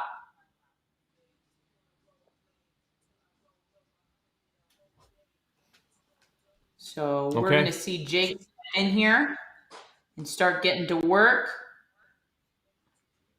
And you kind of wonder if you're going up against a force, whether it's Ryan or Jake, you're going up against a force here in the next game in Beck Milner. If you have the lead, let me ask you, Andrew, if you have the lead right now that Jake Larson has, are you taking a little bit off, or are you kind of saving some of your energy? At this point, no. I think I would put up another 5-10 runs if I were Jake. I would not be satisfied with where I'm at. And that's because I've played some of these games before and I've had a lead that has been diminished just like that. So you can get 3 quick outs very, very easily, and put yourself in a bad position. So, but you see Ryan here double in the gap there, 1 out, runner on second. Jake smashes the ball 87 miles an hour for a double himself. It doesn't look like that one's going to do it for Ryan, though. So there's his second out. Again, I think at this point, going into the 5th and the 6th inning, he's going to have to cut into this just a little bit. Big opportunity here to try and stay consistent. Maybe if Jake can get his 3rd out pretty quickly, and it looks like he did.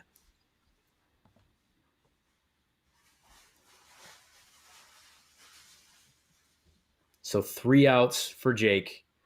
Ryan has 2 outs, 8 runs on the board with the runner on second base. He's going to have to put together a little bit of a rhythm here to try and cut into this and make this thing reachable in the 6th inning.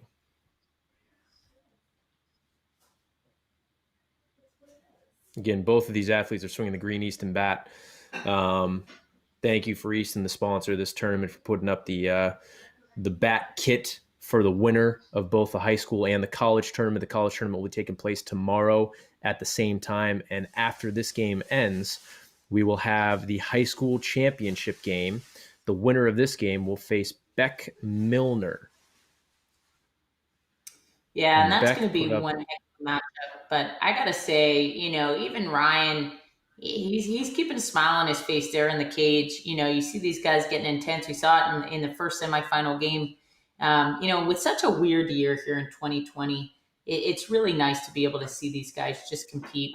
We enjoyed watching the competition, the HitTrax Open, both on the baseball and softball side. That was the biggest catalyst for all of these online tournaments, is just to provide a platform for athletes to compete. So if you think about it, in the lower left-hand corner, you got Jake in Washington, you got Ryan in Utah, you got me in Providence, you got Andrew in Seattle. And just what a cool opportunity to get in the box, take some swings, and have fun on a Saturday. Yeah, a chance to compete. It's kind of been, depending on where you are in the country, whether you can play baseball outside. So, we saw this when we ran the HitTrax Open for baseball and fast pitch. Players were able, their seasons got canceled. Fast pitch players were able to actually pull off a pretty cool season with Athletes Unlimited.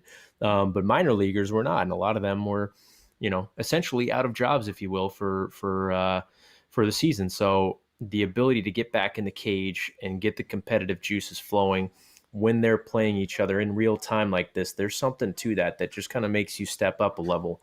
And you feel as though you're back on the field, even though you're just in the cage here, but you're still hitting. We're at Arizona Chase Field here, and these guys are putting up some serious numbers. Ryan, 10 runs on the board. Jake with 27, a good showing.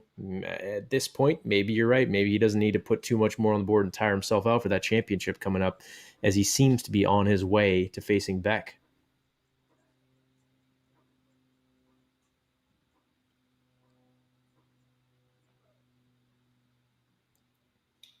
Yeah, Ryan's not got some to quick to hands. force. What's that? Oh, go ahead. Well, not to foreshadow too much, but with a 17-run lead here in the 6th, a Jake Larson Beck Milner matchup is going to be a heavy hitting, high exit velo, high scoring round. I think that is going to be. I foreshadow that going to a game 3 without a doubt. I think each one of those games are going to end in the 6th. I think that is. It's definitely going to be a fight. It's going to be fun to watch. Yeah, I agree with you there. And you see Ryan, he's taken a number of swings. So he's put 27 balls in play. I know for a fact he's taken a lot more swings than that. And we've seen some good stuff out of him. He's got some high velo. He's got some pop in the bat. He seems to have some success when he puts the ball to left field. And so far, there you go. There's a shot up to center field. And that's going to be caught by the center fielder for his first out. He started out the game. He was putting the ball mid to low 90s, just a little bit too flat off the bat as Jake hits a double to left field. And there's a fly ball from Ryan to the left fielder. So Ryan's got 2 outs. Jake has one out. He puts a shot 93 miles an hour over the left field wall. And that might be it. Ground ball from Ryan to third base for the third out. And Jake Larson has won and will be moving on to face Beck Milner in the championship series. That is going to be a best of 3 series. So 28-10. What do you think, Elena? Does he have what it takes to take down what we saw from Beck earlier today? Yeah, and I'll tell you what, there is a little bit of a disadvantage. Beck has a little bit longer of a rest time here. Jake's going to be rolling into this. So Kyle, leave your audio on. What are you doing? I want to hear it. Is it on? No. I want to hear it. Because when we watch it, dude, Mom has it on. No. We're picking up and all right next to each other. Sure you stay on because you're in for a treat on the call. I'm going to step off. Mike Donfrancesco, owner of HitTrax and longtime just wealth of baseball knowledge, is going to come on and call this next game with Andrew. And that should be a lot of fun. You know, Mike actually swung the green bat back in the day. He'll have a ton of stories of his own experiences. He'll be able to share a lot more about in-depth diving into. I'm sure he has a ton of memories on Mark McGwire situations with the green bat and so on and so forth. But I think we're going to see a heck of a matchup between Beck and Jake, and I know I'm excited to watch it. I am as well. If you have that picture of Mike in Little League with the green bat, make sure you send it to me so I can use that for the stream coming up. So, again, 28-10 was the final score today. Jake Larson is going to move on to face Beck Milner. That game should be starting at about 2:30 Pacific, 5:30 Eastern. Thank you for joining and stay tuned. We got a 3-game series coming up here next.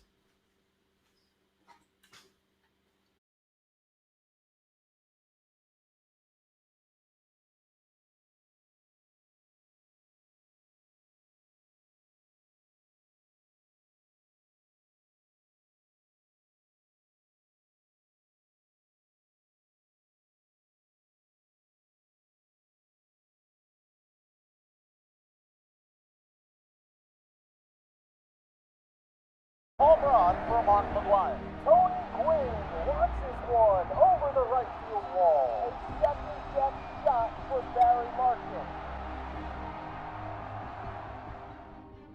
The Titans of Cal State Fullerton are the champions of college baseball.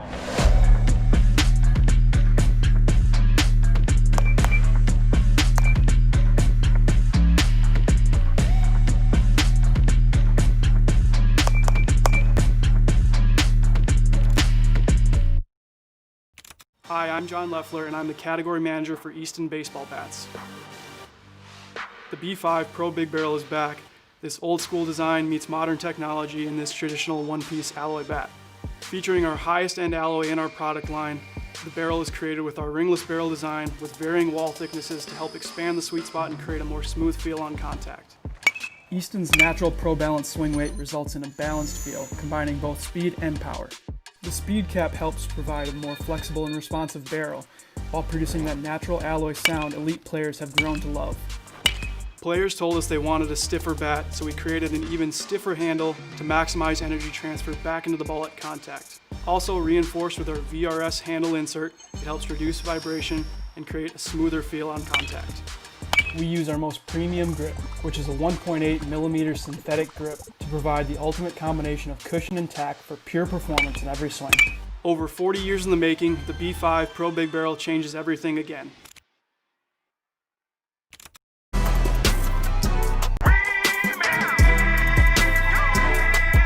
You already know I had to come back again. It's your boy Beatty, man. This time, we had to switch it up for something special. Baseball! Man, we doing this thing big time. History. It's your boy, baby. I'ma let the world. Let's go. Guess what? I'm pulling out my B5. Get your phones out, cause I'm about to be live. Smashing curveballs, even if they knee high. Stinging baseballs, call me Mr. Beehive. Big Mac attack, Mark McGwire, boy. Mark McGwire got me preaching to the choir, boy. He used to use B5s back in college, boy. Mark McGwire is a legend, pay homage, boy. Bo, Jackson. When he swung a B5, lights, camera, action. Bo, Jackson. Hit the ball so far, everybody laughing. Mr. Padre, aka Tony Gwynn. Got so many base hits, he everybody friend. 5.5 or the 6 hole. Doesn't matter, Tony Gwynn getting hits, yo. I'm swinging B5, I'm swinging B5, I'm swinging B5. Yeah, I'm swinging B5, I'm swinging B5, I'm swinging B5. All in the dirt, guaranteed to hit a big five. I'm swinging B5, I'm swinging B5, I'm swinging B5. Yeah, I'm swinging B5, I'm swinging B5, I'm swinging B5. All in the dirt, guaranteed to hit a big five.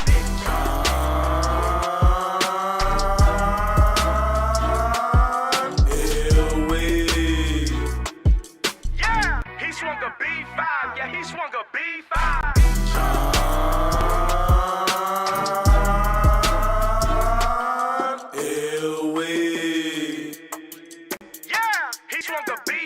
Yeah, he swung a B5.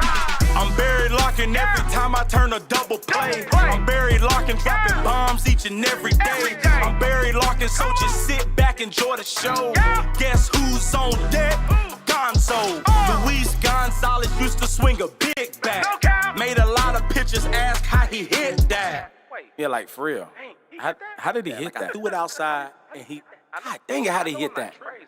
Terry Francona, soon to be Hall of Fame. Swung a B5, now everybody know his name. I'm swinging B5, I'm swinging B5, I'm swinging B5.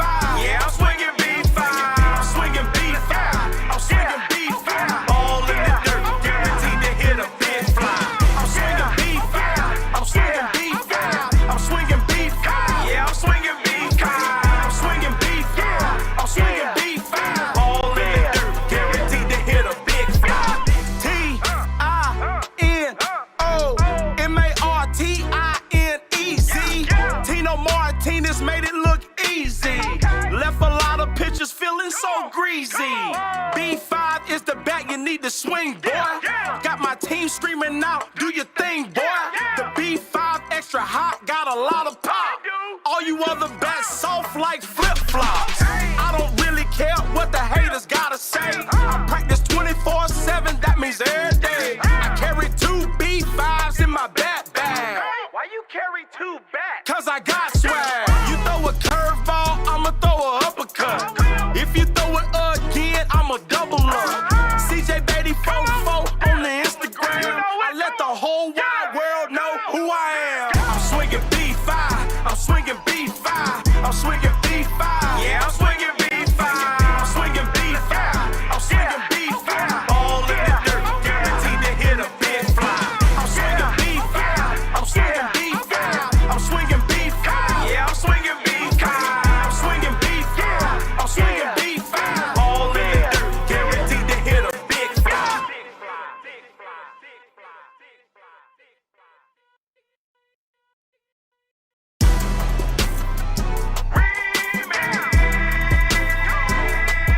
You already know I had to come back again. It's your boy Beatty, man. This time, we had to switch it up for something special. Baseball. Man, we doing this thing big time. History. Let's go. Guess what? I'm pulling out my B5. Get your phones out, cause I'm about to be live. Smashing curveballs, even if they knee high. Stinging baseballs, call me Mr. B-High. Big Mac attack, Mark McGuire, boy. Mark McGuire got me preaching to the choir, boy. He used to use B5s back in college, boy. Mark McGuire is a legend, pay homage, boy. Bo Jackson. When he swung a B5, lights, camera, action. Bo Jackson. Hit the ball so far, everybody laughing. Mr. Padre, aka Tony Gwynn. Got so many base hits, he everybody friend. 5.5 or the 6 hole. Doesn't matter, Tony Gwynn getting hits, yo. I'm swinging B5, I'm swinging B5, I'm swinging B5. Yeah, I'm swinging B5, I'm swinging B5, I'm swinging B5. All in the dirt, guaranteed to hit a big five. I'm swinging B5, I'm swinging B5,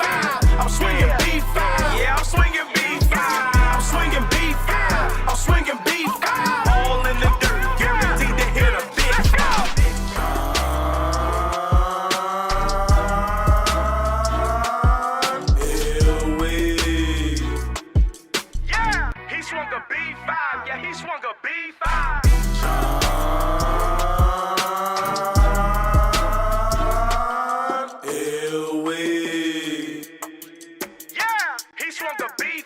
Yeah, he swung a B5. I'm buried locking every time I turn a double play. I'm buried locking, dropping bombs each and every day. I'm buried locking, so just sit back, enjoy the show. Guess who's on deck? Gonzo. Luis Gonzalez used to swing a big bat. Made a lot of pitchers ask how he hit that. Yeah, like for real. How did he hit that? I threw it outside and he. God dang it, how did he hit that? Terry Francona, soon to be Hall of Fame. Swung a B5, now everybody know his name. I'm swinging B5, I'm swinging B5, I'm swinging B5. Yeah, I'm swinging B5, I'm swinging B5, I'm swinging B5. All in the dirt, guaranteed to hit a big fly. I'm swinging B5.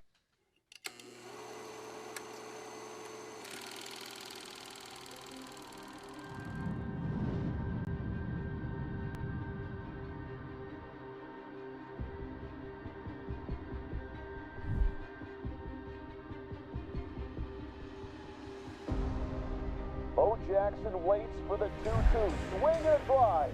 Deep center field. There she goes. A home run for Mark McGuire. Tony Gwynn watches one over the right field wall. A second-step shot for Barry Martin. The Titans of Cal State Fullerton are the champions of college baseball.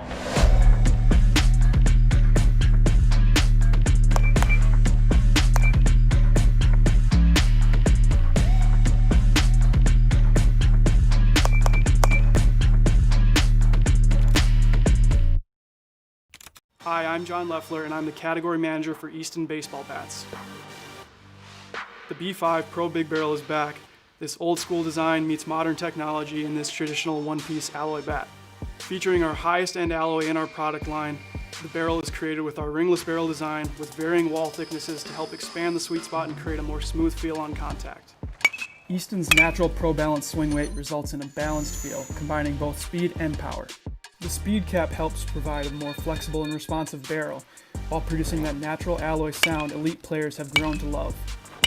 Players told us they wanted a stiffer bat, so we created an even stiffer handle to maximize energy transfer back into the ball at contact. Also reinforced with our VRS handle insert, it helps reduce vibration and create a smoother feel on contact.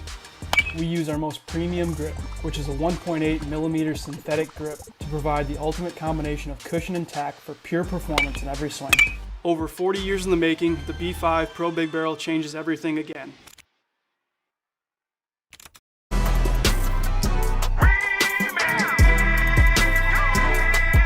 You already know I had to come back again. It's your boy Beatty, man. This time, we had to switch it up for something special. Baseball! Man, we doing this thing big time. History. It's your boy, baby. I'ma let the world. Let's go. Guess what? I'm pulling out my B5. Get your phones out, cause I'm about to be live. Smashing curveballs, even if they knee high. Stinging baseballs, call me Mr. Beehive. Big Mac attack, Mark McGuire, boy.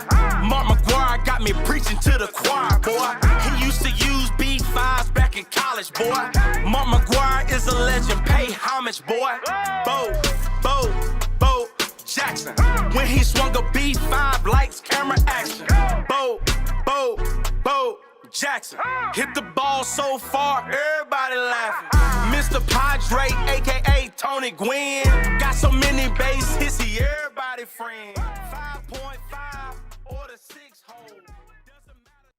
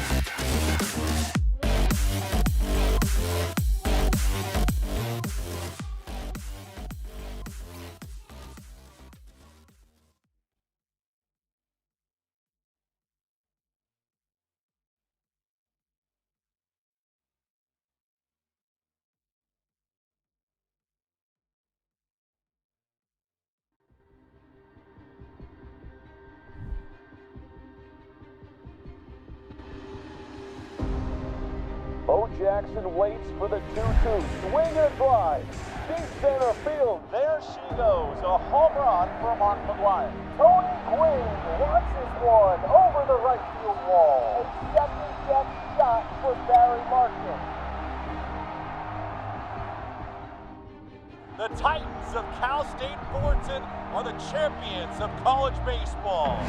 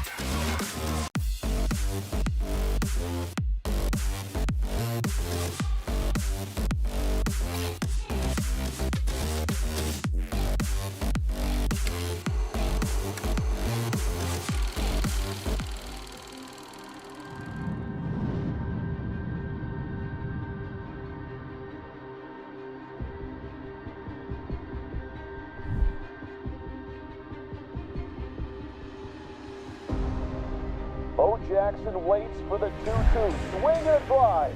Deep center field. There she goes. A home run for Mark McGuire. Tony Gwynn launches one over the right field wall. A second-guess shot for Barry Larkin.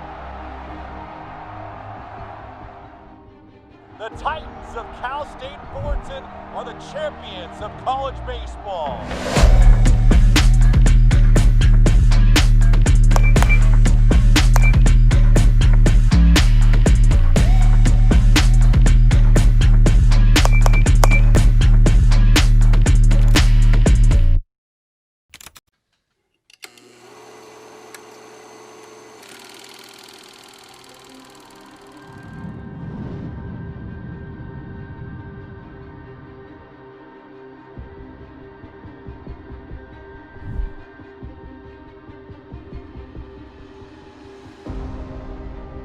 Jackson waits for the 2-2. Swing and a drive.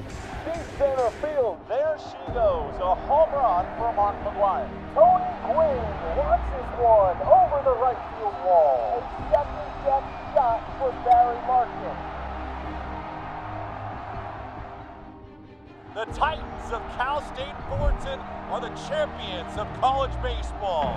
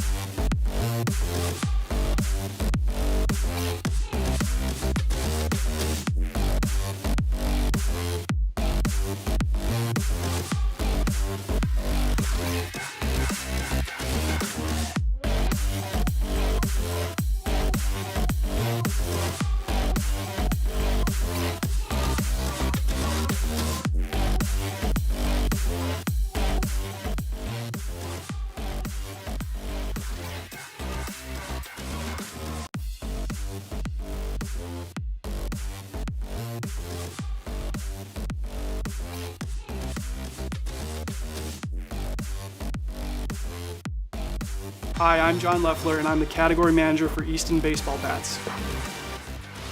The B5 Pro Big Barrel is back. This old school design meets modern technology in this traditional one-piece alloy bat. Featuring our highest end alloy in our product line, the barrel is created with our ringless barrel design with varying wall thicknesses to help expand the sweet spot and create a more smooth feel on contact. Easton's natural Pro Balance swing weight results in a balanced feel, combining both speed and power. The speed cap helps provide a more flexible and responsive barrel, while producing that natural alloy sound elite players have grown to love. Players told us they wanted a stiffer bat, so we created an even stiffer handle to maximize energy transfer back into the ball at contact. Also reinforced with our VRS handle insert, it helps reduce vibration and create a smoother feel on contact. We use our most premium grip, which is a 1.8 millimeter synthetic grip to provide the ultimate combination of cushion and tack for pure performance in every swing. Over 40 years in the making, the B5 Pro Big Barrel changes everything again.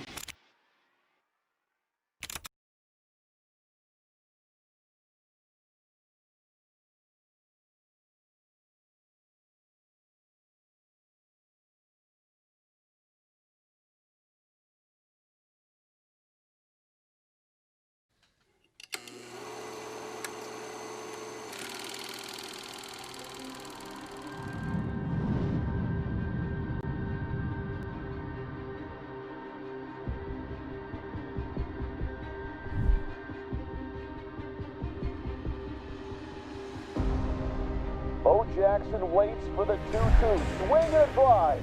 Deep center field. There she goes. A home run for Mark McGuire. Tony Gwynn watches one over the right field wall. A second-step shot for Barry Martin. The Titans of Cal State Fullerton are the champions of college baseball.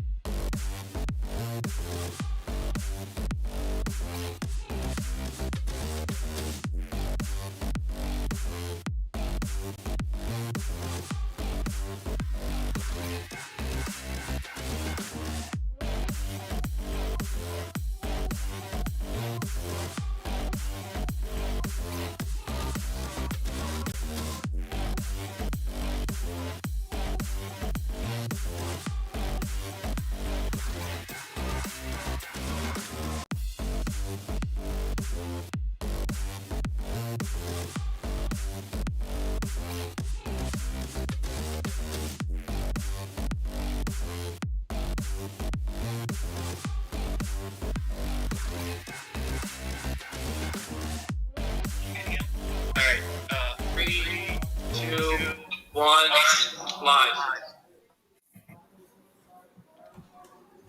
Okay, we are back with the Green Easton Classic High School Championship Series. I'm Andrew Barry with HitTrax. We got an awesome matchup between Beck Milner and Jake Larson, and I'm joined by the head honcho, our CEO, Mike Don Francesco. Mike, thank you for joining. You looking Hi. forward to this matchup? This looks pretty promising. I saw the first round, the first 2 rounds. We got some hitters here. What do you know about Beck? Tell me a little bit about Beck Milner. We saw him put up 50-something runs in the qualifier. Yeah. So he's kind of like the best unknown hitter in the country, high school hitter in the country.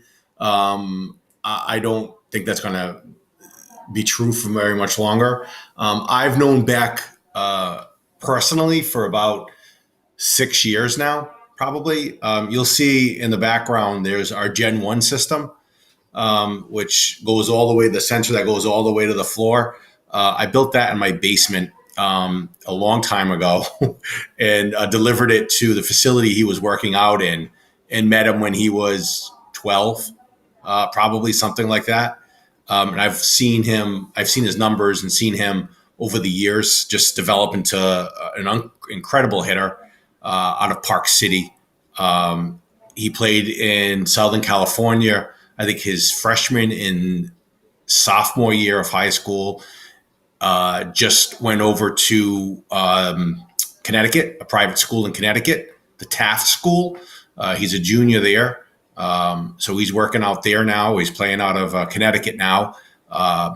You're going to see, and you probably saw the first game, you're going to see 100-mile-an-hour exit velo plus. You're going to see that type of velocity not only at 5 degrees or 10 degrees.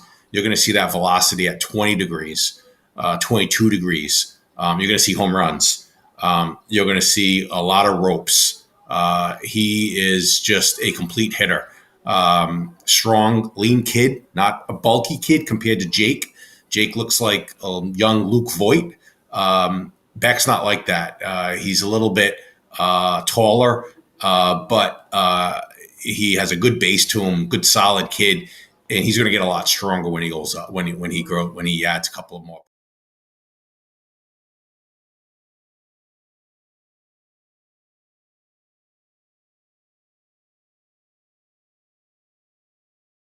Miles an hour very easily, very quiet, easy 100-mile-an-hour exit velo. Yeah, he's got a very compact swing from what we've seen. And we see him getting started here right off the bat with 91-mile-an-hour shot in the gap for a double. He's already got a run on the board. And you see Jake Larson on the other side stepping into the box. So Jake, quite a hitter himself. He is a commit to University of Minnesota, another HitTrax customer as well. And Jake has got some high velos. I don't think you're going to see him get up to where Beck topped out at 105, 106. He put a 98-mile-an-hour shot over the left field wall right there. But he's a very consistent hitter that can put the barrel to the ball. So this is going to be a really good matchup here. So, yeah, you said Beck's out to a 3-0 lead. He has 2 outs, but you'll see him put 12 runs on the board. So he's hitting, that's a home run there, 93 miles an hour at 33 degrees. So he's out to a 4-0 lead. And there it goes again, 92-33. You're going to see that velo go up even higher than that. So he's putting the pressure. There's another one. See that 97-22? That's a laser beam. So, Jake went out 3 outs without a run. You don't want to dig yourself too much in a hole against Beck. He will take advantage of it.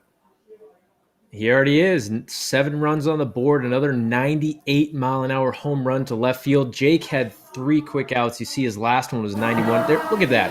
101 miles an hour at 20 degrees. That's a laser beam. This kid is relentless. Yeah.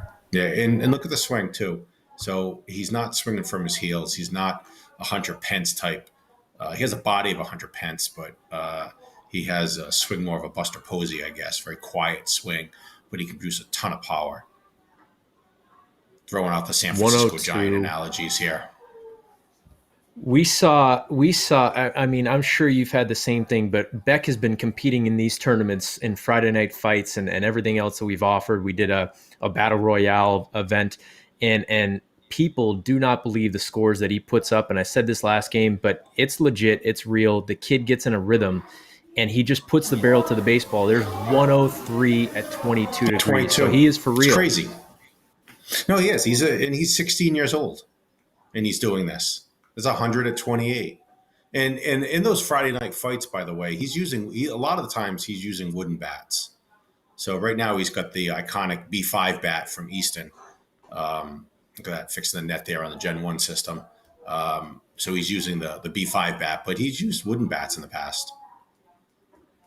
So let's talk about that a little bit, because he's putting on a show. Five home runs in a row? Is this 6 home runs in a row? I don't think you won't be able to get a sentence finished without him hitting another home run. There's another 199 foul ball there. But let's talk about the bat a little bit. So Easton, obviously the sponsor of this tournament, they have the new B5 bat. And this is kind of a rebranding of a bat that used to be the number one bat in the market as Beck gets his third out there. But I heard, and I've seen actually picture evidence that you yourself were swinging the Green Easton bat back in the day. Is that right? Everyone used the Green Eastern bat back in the day. That's in my Little League days in the 80s, to date myself.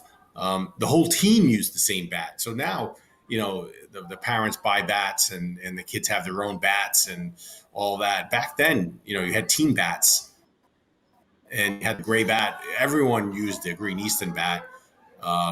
It was it's iconic.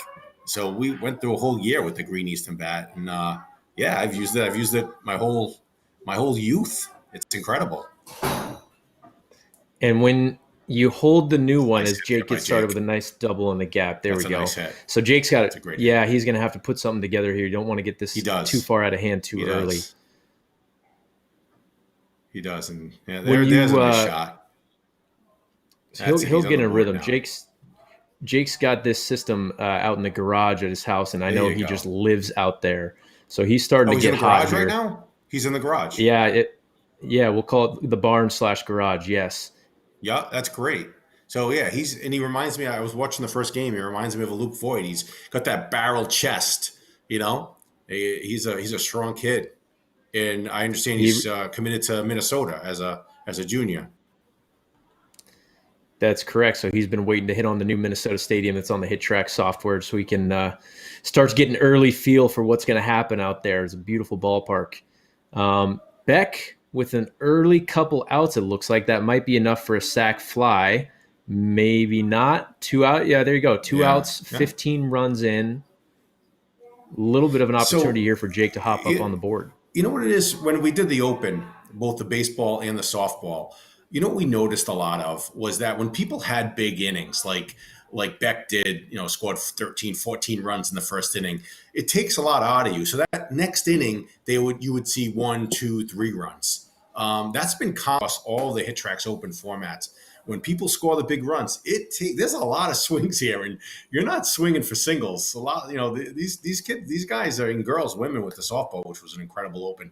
They're swinging to do some damage, and it takes a lot out of you when you put up 30, 40 consecutive swings like that to net 12, 13, 15 runs, It takes a lot out of you. So we see a lot of that second inning, only a couple of runs. And this is the time when Jake has to capitalize, which he's doing.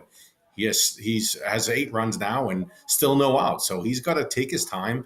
And I see. Okay, so he made the 3 outs. So he cut the gap a little bit. So it's good. So Beck's back in the game now. Yeah, that was a good inning for Jake. That's exactly what he needed to do. Just cut down a little bit on that. He came into that inning down 14-0. So able to essentially cut the lead in half, which is where he wants to be. 101 miles an hour from Beck off the top of the wall for a double. And what's amazing there, and I was saying that before, is that he's hitting 100 miles an hour. There's a home run at 100. He's hitting 100 miles an hour, not at 10 degrees. He's hitting 100 miles an hour at 30 degrees and 104 at 18 degrees. You're going to do some damage, whether you're in high school, college, or even the pros, when you're hitting 100 miles an hour at 30 degrees. That's a nice, you have a little bit of an uppercut swing there. He's not swinging down on the ball. He's maximizing that bat speed. He just hit the foul ball. Jake did. I think he did anyway. But I saw that but it banked off of the side of the did building. it? Yeah. Oh, is that what it was? Okay. All right. But Jake's got a nice swing. I'm looking at his swing now. I like it. He's got some power, and he's going back into it. Beck took a step out with 2 outs just to regroup a little bit while Jake just still pounds the ball. He's really cutting this lead. So Jake, obviously, with 1 out, if Beck gets out here, Jake can get some serious catch up here. Down 5 runs. Well, This is a big we inning. talked about this in the first matchup. Beck, as he put another ball 100 miles an hour, 25 degrees. He's now got a 20-13 run lead. But Jake is not backing down. He's still putting balls out of the park. But Beck, that's 92 at 36. That's impressive. What he's doing is impressive. 91 at 35 for home runs. But that shows you what Beck's doing. He's getting the same launch angles, but at 10 miles an hour more. That's to me, it's impressive. Both, I couldn't do either one, but these guys can hit, and Beck at 100 miles an hour at 30 degrees is pretty impressive. Yeah, they really can. 90 to 95 miles an hour, like you're seeing from Jake, is what you would expect from a high-level high school athlete that's going to play Division I college baseball, which he will. But yeah, Beck is putting up some serious numbers right now. He does, again, though, have 3 outs. Yep. And now we've got a 5-run lead. Runners on first and third for Jake. This is the door. Oh, no, he grounds. Double play. He grounded there it to is. a double play. Oh, that's such a rally killer. Look at him. You could see the frustration in him. I think he threw the bat. Hey, be careful with that B5 bat. That's amazing. That's such a rally killer. And he had 2 outs to work with, first and third. He was going to eat. He was basically that 5-run lead was going to disappear. And he grounded into a double play. Oh, that could come back. It's the 4th inning. So this is a best out of 3. Is that right, Andrew? What's the format here? That's right. It's a best out of 3. That may very well have been the B5 moment of the game. We'll see what happens here. But this is the first game. So So if Jake does not get the W, we will move on to game 2 after this. But again, 5 runs in this format is really nothing at this point. We saw Beck last game had a 20-something run lead, and we've seen major comebacks going back to the HitTrax Open. The problem here. Yeah. Is Beck is not going to stop. 103 in the gap, and even 102 at 20 degrees. But you look at Jake, he's starting to get a rhythm. He's now, every hit is 93 to 97. Yeah, that's a nice hit. 98 at 15. 5. That's few in high school, few players can do that. You meet a high school player, if you can put 90 miles an hour, 98, and get close to 20 miles, 20, you are an elite hitter. See, that one's not going to do it. 90 at 37. That's going to be a fly out. Oh, it dropped in the high school field with barely. The high school defense. Yeah, that would have been. And you actually look at these guys. So it was a minimum pitch speed of 50 miles an hour coming at the plate. If you look at Beck, he's sitting right at about 55, 56 miles an hour with a ground out for his own double play there. And on the right side of the screen, as Jake goes over the fence, his pitch speed has been 64. Look at that lead. It's gone. Lead disappear. And that's great. And look at that. And then so what Beck just did, he grounded into a double play, then he flew out to the wall for 3 quick outs. Look at that. And now this is it right here. That's a double, I believe. And the tying run is on second base, and he just scored with no outs. So Beck, for the first maybe in his life of HitTrax tournaments, is going to be playing from behind in the next at bat or 2. Well, let's see. I don't want to jinx Jake there, but he is in a groove. There's a nice line shot to left field. So Jake, I jinxed. That's all right. He's got 1 out to work with. We got a tie ball game. I don't want to jinx you, Jake. This is a big moment for Jake. He's got one over. He's going to have to go ahead and put himself in a good spot. If you're going to take advantage, now's the time to do it. With what we've seen Beck do, he put up 77 runs to get into this as the number 1 seed and 55 runs in the semifinal matchup. So if I'm Jake, I'm taking advantage of every single pitch you have here, and he's doing so. Yeah, this is And great. ends Okay, it. so he did it. He did it. Great job by Jake. He ate up that lead. He was, as you said, he was down 14-0 in the first inning, and that is gone. He is now ahead. And again, it's the fifth inning now. Best out of three. He just showed what he's made of. That's a lot of grit right there. He did not back down. He came back with a type of deficit, and he's now up 27-24 in the next to last inning. That's great performance. I love it. Now he's throwing a little mess. Love it. I like him. I like him a lot, Jake. He looks like a Luke Voigt to me. We got to find out who looks Sam like is. Yeah. I like the swing. I like the makeup of a lot. Look at that. There you go. That away, Jake. 93-21. And you're going to see Beck come back in here. See, that's it, Jake. So you this just is have to keep going with this. So this is a 6-inning game. So we are in the 5th inning here. Again, a 3-run lead, and Jake is not going away from that either. He's now up 4 runs with another home run to the left center field gap. So that's exactly right. You just got to keep pedal here, because you know that Beck is not going to sit back. I don't think he can. Now you just have to keep on hitting.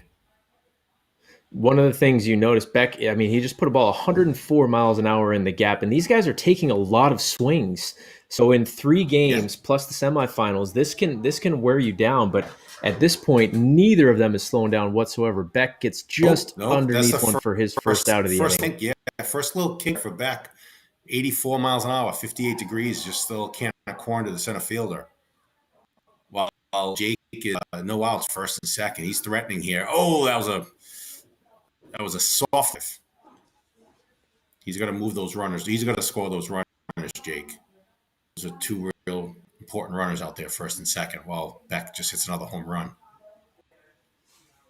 Beck is consistently hitting the ball above 100 miles an hour right now. Jake. Oh, off the top of the wall for Jake. 9-21 for Jake. He played it 2. Nope, it was hit too hard to play 2. So second, third, 1 out for Jake.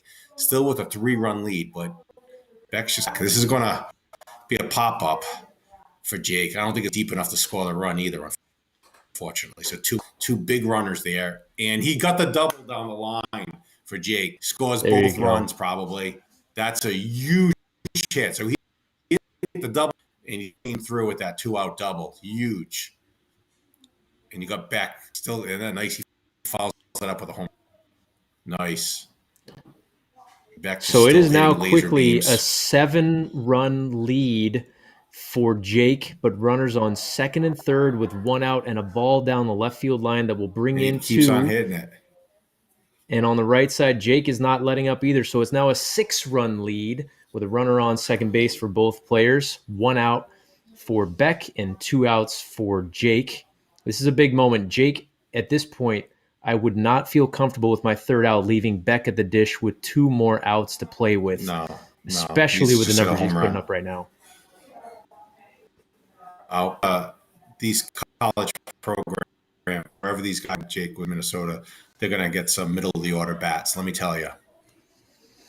Well, in Minnesota has really in the last 5 years turned the entire program around from to just be one of the top elite offensive powerhouses in the country. You think a cold weather state like that, maybe you're not convinced that that's one of the top spots in the country, but they were in the top 10 in almost every offensive category in 2019. So they have a serious program with a great coach and staff over there, and he's walking into a good program, and no doubt Beck will contribute wherever he goes right off the bat. So Jake has 3 pitches, and he just put that ball in play. That was good because the 4th pitch, if he didn't hit it, would have been a strikeout. That's right. It's not a strike. So it's a 4-pitch at bat. So somebody could take 4 strikes. That's no home run there. Nice job, Jake. He's keeping the foot on the gas pedal, as we said. Beck's not going to give up. Absolutely not, but it's still a 5-run lead for Jake This is an absolute battle. These guys are going off these innings. Another 104-mile-an-hour hit for Beck. This is nuts. This is crazy. 41-36. Let's go. I don't know. This is What do you think, Andrew? Watch. When you were in high school, I don't think they had eggs, but I know I didn't hit 104 miles an hour at 16 years old. I'll tell you that. Well, I maybe with the BESR bats that we had when I was playing, but I can tell you with the bats that they have, the BB Core bats, no.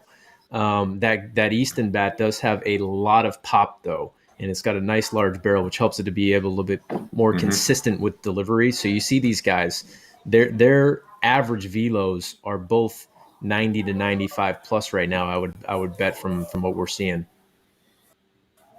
98 over the fence to left field. But Jake is maintaining that 6-run lead, and none of them. Jake could really just turn one over right now, get the final out, and Beck could come back. He's refusing to do that. He's just keeping the pressure on Beck. Beck's like, what do I have to do? Beck has another out to work with too. Beck has one out. Exactly. Jake has 2 outs, and they're just not backing down. That's another home one. Run. That's a home run. These guys should be playing in college fields. They're too good for high school fields. I completely agree. This is relentless. Jake goes opposite field. Very opposite field. Beck could go opposite field. That's an opposite field triple. Oh, that could be an out. Nope, look it over the head. Look at the 105 miles an hour. That's nuts. I'm in awe. 105. Both of these players. And they're both kind of taking a little bit of a breather. I think they scored 20 runs this inning. Both players have scored 20 runs this inning. This is nuts. I think that might even be undercounting it. It's crazy. They deservedly so are just taking a little bit of time in between the at-bats, which you can understand. Now, if you look at Beck, he's got 44 base hits out of 55 pitches, and Jake has 53 knocks on 66 hits. So these guys are taking a lot of swings right now. Jake just and they're still not going down. Head. No, they're not. They're not.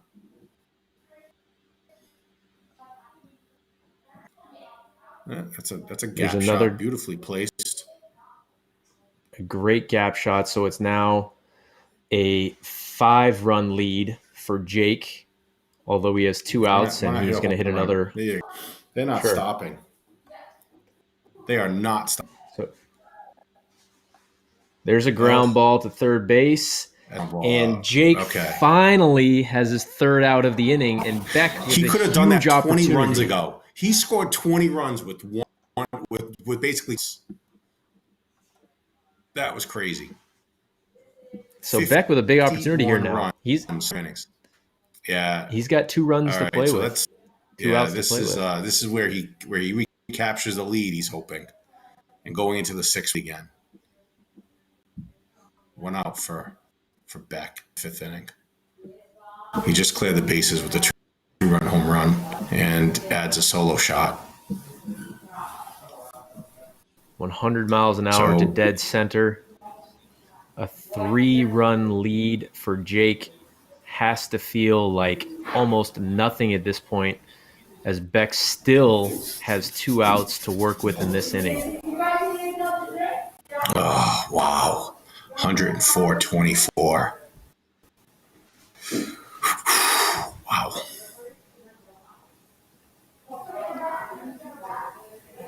And Jake at this point can do nothing but watch. There's a foul ball down the left field line, but Jake, maybe this would be good for him.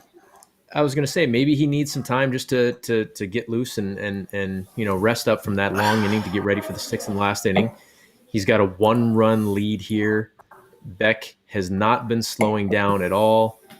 There is finally his 2nd out of the inning. Yep. He got under 86 miles an hour, 58 degrees. Yeah, if you see at the top, 58. Yeah, and what we're talking about here, Mike and I, at the top of the screen, you see the EV, the exit velocity, and the LA, the launch angle of every single hit. So those are the metrics that we're referring to at the top of the screen there, as well as the distance and the result of the hit. Beck ground ball to third base. There's his 3rd out. It's going to be tied. Going into the 6th inning, it is going to be tied 51-51. Okay. Now, unbelievable. What's this format, Andrew, in the 6th inning? What are we going to see here? So the format is going to be out for out. And what was going to happen was the team that was losing was going to start first. But now, since we have a tie going into the inning, we are going to have the lower seed start first, which is Jake in this case. So Jake is going to be the first one to hit, and he's going to hit until he records an out. And after he records an out, then Beck will hop in and he will hit until he records an out. So we could be here for a while if they keep up what they did last inning. I do think the fatigue might come into play a little bit here, but we will see what happens. So going into the 6th inning, 51-51. They're not going to be in there for 3 consecutive outs. So I wonder if that's going to, disrupt their flow a little bit. I don't know. We'll see. This is incredible. So that's 49 degrees at 90 miles an hour. Oh, quick out for Jake. Start. Yeah, it's a quick out. He just got under 90 miles an hour at 49 degrees. A little too high. He's frustrated too. You can see in the video there. He knows he missed that one. There might be something to the fact that they don't have as much of a rhythm here with having to wait for each player though. So Beck is taking a drink and stepping back in. Like you said before, some time to rest there, where Beck really has no time to rest. So he's just coming off that long inning where Jake rested for a couple of minutes. And look at that. And 55-degree launch angle did the same exact thing. No, we can't be anyway. I don't think we've had an extra inning game here in the opens. Outs. No, we have. Oh, actually, that's not true. We did have one in the first round of the Open, but this would be incredible in the first playoff extra inning game. There you go. And there's a hit. There we go. So he didn't get up that. There you go. He found the gap there. So Jake should continue. Hitting here, and there goes a 95-mile-an-hour hit to left field. You see a nice little pose there after dropping a bomb on that one. He's starting to get comfortable. There you go. 54-51, a 3-run lead. Again, Jake is going to hit until he records his second out, and then we will go to Beck. Jake with a big opportunity here. 2 quick outs by both players on their first run through. That's a laser beam there. 95 miles an hour, 94 miles an hour. Again, with a 64, 65-mile-an-hour pitch speed. It's coming in about 10 miles an hour faster than on Beck's side. Yeah, that's a strategy, right? And I've seen Beck hit 80, 85 mile an hour on Friday Night Fight leagues. So I know he can hit harder, higher for pitches, but he's elected to go that 55 mile an hour pitch velocity. Nice job, Jake.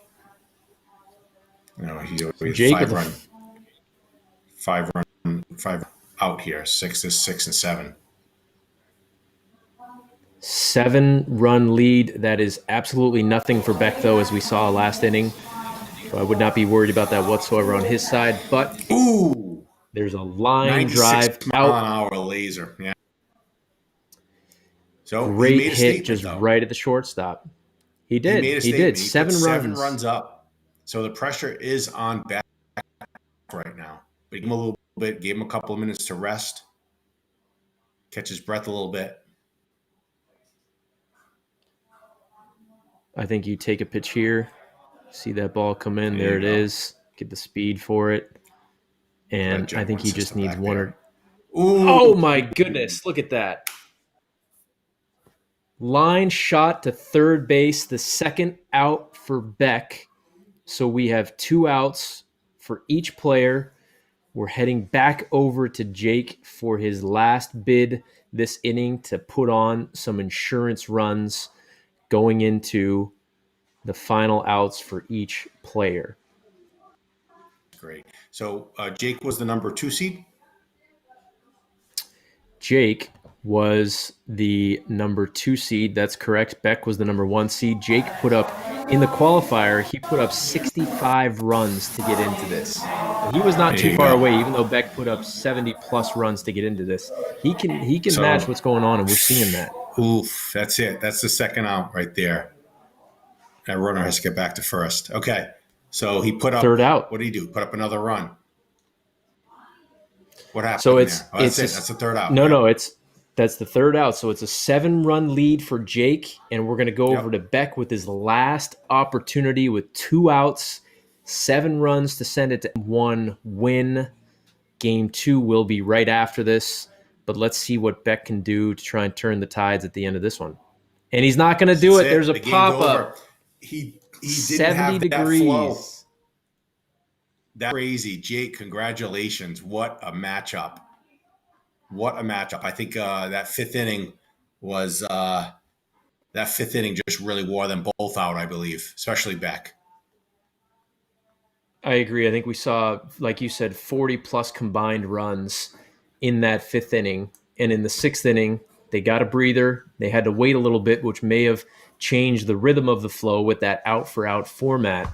But ultimately, game 1 goes to the number 2 seed, Jake Larson, the University of Minnesota, commit 58-51.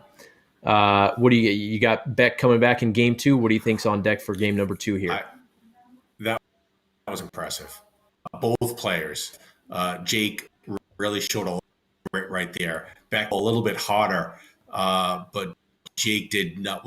He was behind 14 runs in the first inning and did not let them interfere with him at all. Didn't get in his head. Came right back. I don't think Beck ever lost a game on HitTrax tournaments and stuff like that. It's going to be really curious. Let's maybe Jake got that momentum. I don't know. Let's see. Maybe he can.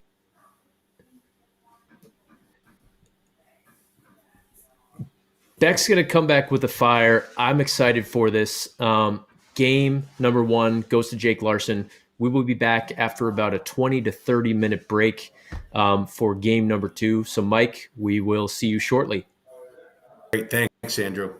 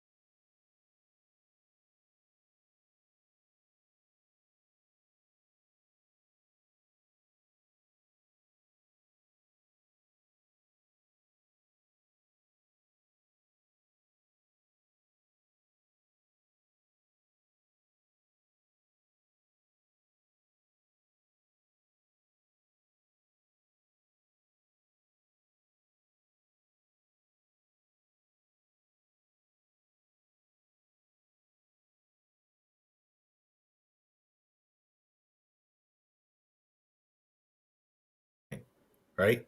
And Beck went out to a 14-0 lead. And the amount of grit, I think I used that word in the first game with the comeback that Jake did. I think it was tied, or it was just, I think he cut the lead to 16-8 or something in the second inning. And then the door opened. He had a, remember that double play that he hit that I thought was going to come back and bite him? And it didn't. He had first and third. He was down by a couple of runs, and Beck had already had the third out, so he had the rest of the inning to eat up that lead, and he got into a huge double play. And I really thought that was going to just come back to haunt him, and it didn't. He wasn't fazed by it one bit. So the amount of grit that he showed in that first game was astounding, impressive. Well, we prematurely dubbed that the B5 moment of the game, and it certainly wasn't, because he was able to overcome that. And you know, credit to Jake. I think, you know, coming in as the 2 seed, we were talking Beck up a lot. He's obviously competed in a lot of these tournaments before, but we've seen Jake in these as well too. And to get into this, both of these guys qualified for a 1 week qualifier by putting up runs to get in the top 4, and Beck led the group with, I think it was 73 runs to get into this. But Jake was not far behind with 65 runs in one game. So both of these guys have the capability to do what they need to do to win. Jake has shown he's a real hitter. And again, both these guys are swinging the Easton B5 bat. They're going to get started here shortly, game number 2. The winner of this is going to take home the sweet, and maybe you've seen this on social media. If you haven't, you need to look at Easton's website, but it's a sweet bat kit with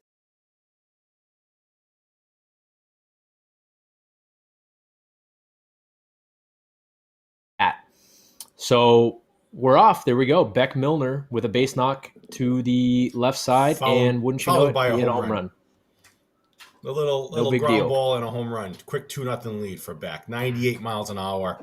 And why not just throw another home run on top of that, too? Oh, no, that was off the top of the fence there. So really quick start for Beck. And what we've Jake's seen about from ready to Beck, take his first pitch. What we've seen from Beck is he moves quick. Like when he gets in a rhythm, he likes to go. And maybe we saw a little bit of that kind of work against his advantage at the end of the game, where with the out-for-out format, because when he gets in a rhythm, he does not like to waste time in between pitches. Yep, you're right. He had they both had a long 5th inning where they put it in, 40, 50 runs combined. And Jake made the third out maybe by a couple of minutes. And Beck came back 51-51. So Jake had a little bit of time to rest going to that 6th. And I think that benefited him. And then, like you said, that out for out didn't really play into Beck's favor there. And Jake came on top. But Jake, neither one lost anything here. Jake does have one out, but he has first just scored a run-scoring double, follow that up with another double in the gap. So these guys are both coming out hot.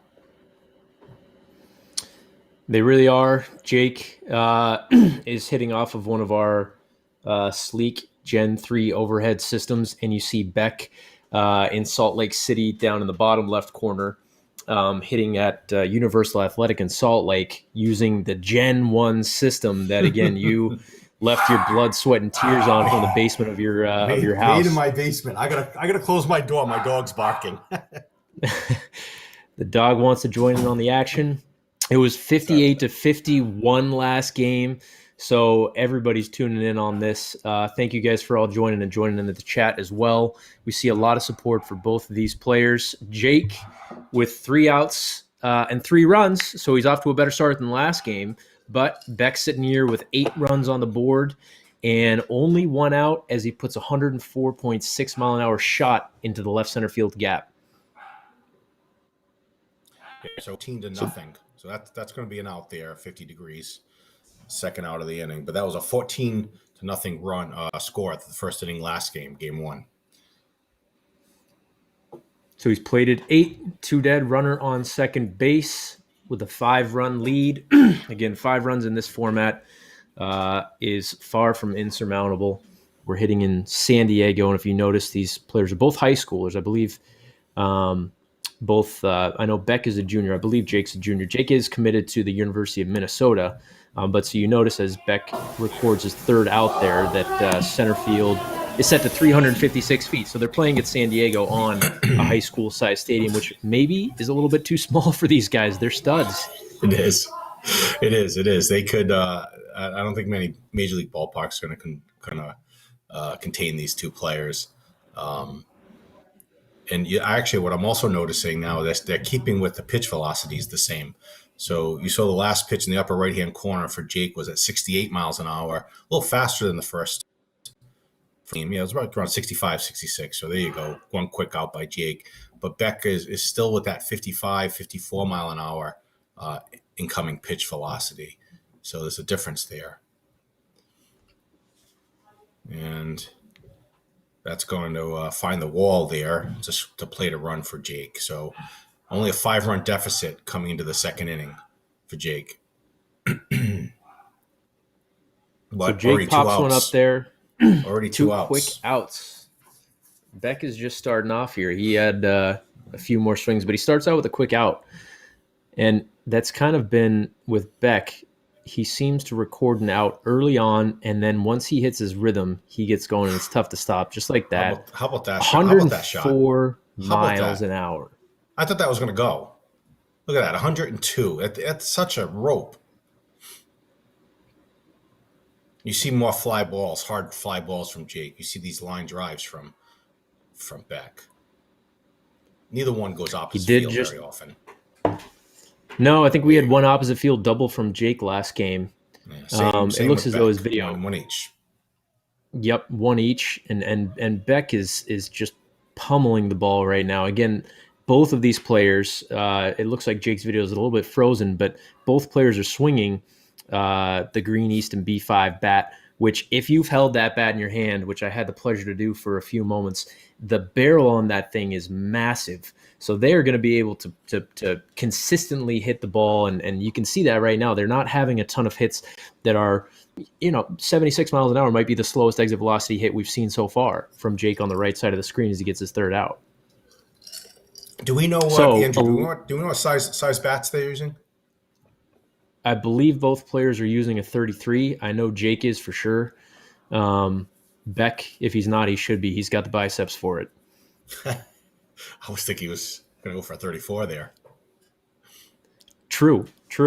They, but both of these guys have had plenty of hacks on the HitTrax. I think Beck has had the system for 6 or 7, 8 years now, and Jake only within the last year. But I know they both have gotten plenty of swings, so they know this system well too. But when was that? When did you install that system for Beck? He was one of your first customers, is that right? Oh, that's a Gen 1 system. So that was within our first 2 years of production, that Gen 1 system, the one that goes all the way to the floor like that in the video. Again, that was made in my basement before we got our factory and all that. That had to be 2013, 2014. So that's at least 6 years old, I would say. 6, 7 years old. And I knew him when he was 12 years old, 11, 12 years old. I first met him. We got a good matchup so far too. It's 11-9. Jake hits his first out shoestring catch, like you said, after a home run, and he follows it up with another shot in the gap that should get off the wall. There you go. So 12-9, and this is where, in the fifth inning last game, we saw just an absolute show where these guys put up 20-plus runs apiece. So we're kind of waiting for that to happen, although they could be wearing down a little bit from fatigue. Well, I think it's going to be like this. I don't think anyone's going to go out to a 14-run lead in this game. I think it's going to be a lot of back and forth like this, and you're seeing what you're seeing now is Jake coming back. Wouldn't be surprised if he takes the lead in this inning. But and then Beck hits a home run just to shut me up. 15-11. Runner on second base. 1 out for Jake, no outs for Beck. And he mishit a 93-mile-an-hour double down the left field line. Yeah. Well, Jake got caught up there, only 73 miles an hour. Either hit off the end of the bat way ahead of it, or he got jammed. Wish that video worked, actually. For Jake, I like seeing that swing. Yeah, he's a big kid. You can tell he's got broad shoulders, like you said. He's who'd you compare him to? Voit? Yeah, Luke Voit. He looks like a Luke Voit to me. Luke Voit. Yeah, he's just missing that hop after he hits that home run. So Jake will be moving on to play college ball at the University of Minnesota. And Beck, if there are any college coaches that are listening, sounds like he may be uncommitted. Yeah, I don't think that will last much longer. It's not going to last much longer. I know he was talking to some teams, but I asked him where do you think he was going to go, and he didn't have anything. He didn't really tell me that he was favoring one over another, but I know he's talking to a couple of schools out there. He's on the East Coast. He went from California school in Connecticut, a nice private school, and I think it's Watertown, Connecticut. And both of these guys, I'm sure, hits middle of the order in their respective lineups. Ooh, so just Beck, past the third as baseman. we've been another one down, as we've been talking, he's maintained that 8-run lead, and Jake records his third out of the inning. This is a big moment now because Jake is done, down 8 runs, and Beck has just recorded with that pop up there at 53 degrees, his first out of the inning. He's still got 2 more to play with here in the third inning, already with an 8-run lead. Yeah, I think I said I don't think anyone's going to go out to a 14, 15-run lead. This is the chance for Beck to do it. Third inning, halfway down, and just got over the left fielder's head there. 105 miles an hour, 104.5. And that's going to be 79-51. That's 2 outs. So it's a 9-run lead right now, 2 outs made on second base. See if he can open it up just a little bit. So big moment here in the game, runner on second base, 2 outs for Beck, and he's going to plate another one. Not many balls will get caught at 104 miles an hour like that. No, not at 11 degrees. That one's going to be tough. Is that going to go over that left fielder's head? Nope. He's found a hole right in the right spot. Beck likes it in a lot of line drives, 102, 103 miles an hour in that corner, just like that. That one, 104, just over the fence. That 104 miles an hour. 18-degree home run. 18 degrees. This is a high school field though, so it is a little bit shorter than the college and the major leagues, of course. But you're still seeing them hit 388 feet, 390 feet.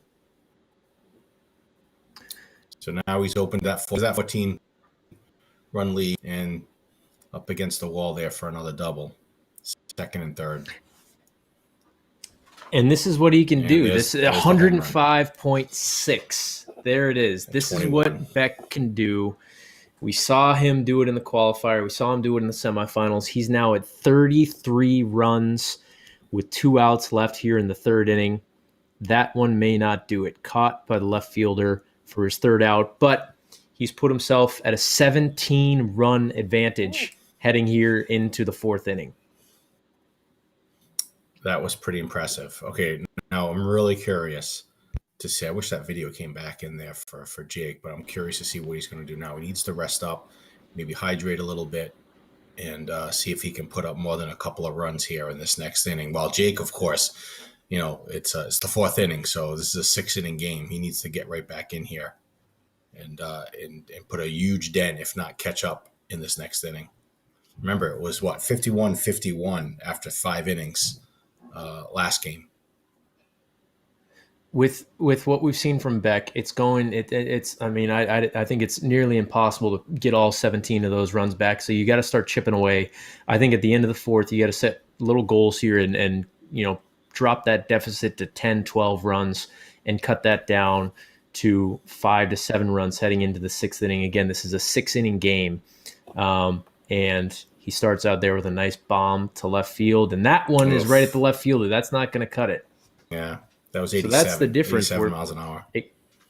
Exactly. Oof. That's the difference between an 87 to 104 mile an hour hit at 18 degrees. Two quick ones. Yeah, 2 quick ones while Beck's still sitting there, just resting up from that long inning. So Jake's going to breathe a little bit, maybe even take a step out. Oh, right to the outfielder again. So that's just before he takes the first pitch. Jake has 3 outs. And that should be an out too. So that's one quick. Yeah, he needed more runs back, to come off that inning. I don't think he's going to score another 14, 15 runs. He needed more. He needed to cut that lead a little bit that inning, and Jake failed to do that. It's been like clockwork for Beck too. He'll step up, he'll fly out the first hit, and then he'll go on this home run parade and just put 4 or 5 out in a row, and match it with a couple doubles in the gap. So you're right. Jake was resting there while Beck was hitting, so he hopped in and he's got his 3 quick outs already. So now he's at a spot where he's got to watch Beck and see what he can put together with a second out line shot to the shortstop. So 2 outs. He scored 4 or 5 runs. That's the 5th run right there. He scored this inning.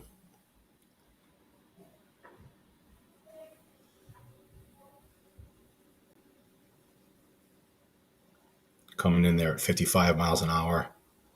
He's on it. Look at that. 102 right at the third baseman, the hot corner. And that's it. So 3 outs for both players. We got the 20-run lead. There we go. I think Jake, his target has got to be to cut that lead in half here going in to what will be the 6th and final inning as we enter the 5th here. Again, Jake, there we go. Now we can see him moving around there. You can see how a big, strong kid he really is, and a great swing in Beck on the left side is really got a nice compact swing with quick hands. He doesn't have a lot of movement before the pitch comes in. He's really stationary, and not necessarily stationary, but he is quick and concise to the ball, and it's repeatable movement. It's a couple of big hits right there. Home run with a double. So it's kind of interesting too. That's a nice shot. It's kind of interesting too. So this is a best of 3 series. Jake got that first one, and now he's down by 20 runs, 19 runs or so. Does he expand the energy or expend the energy? And no, that's a pop up.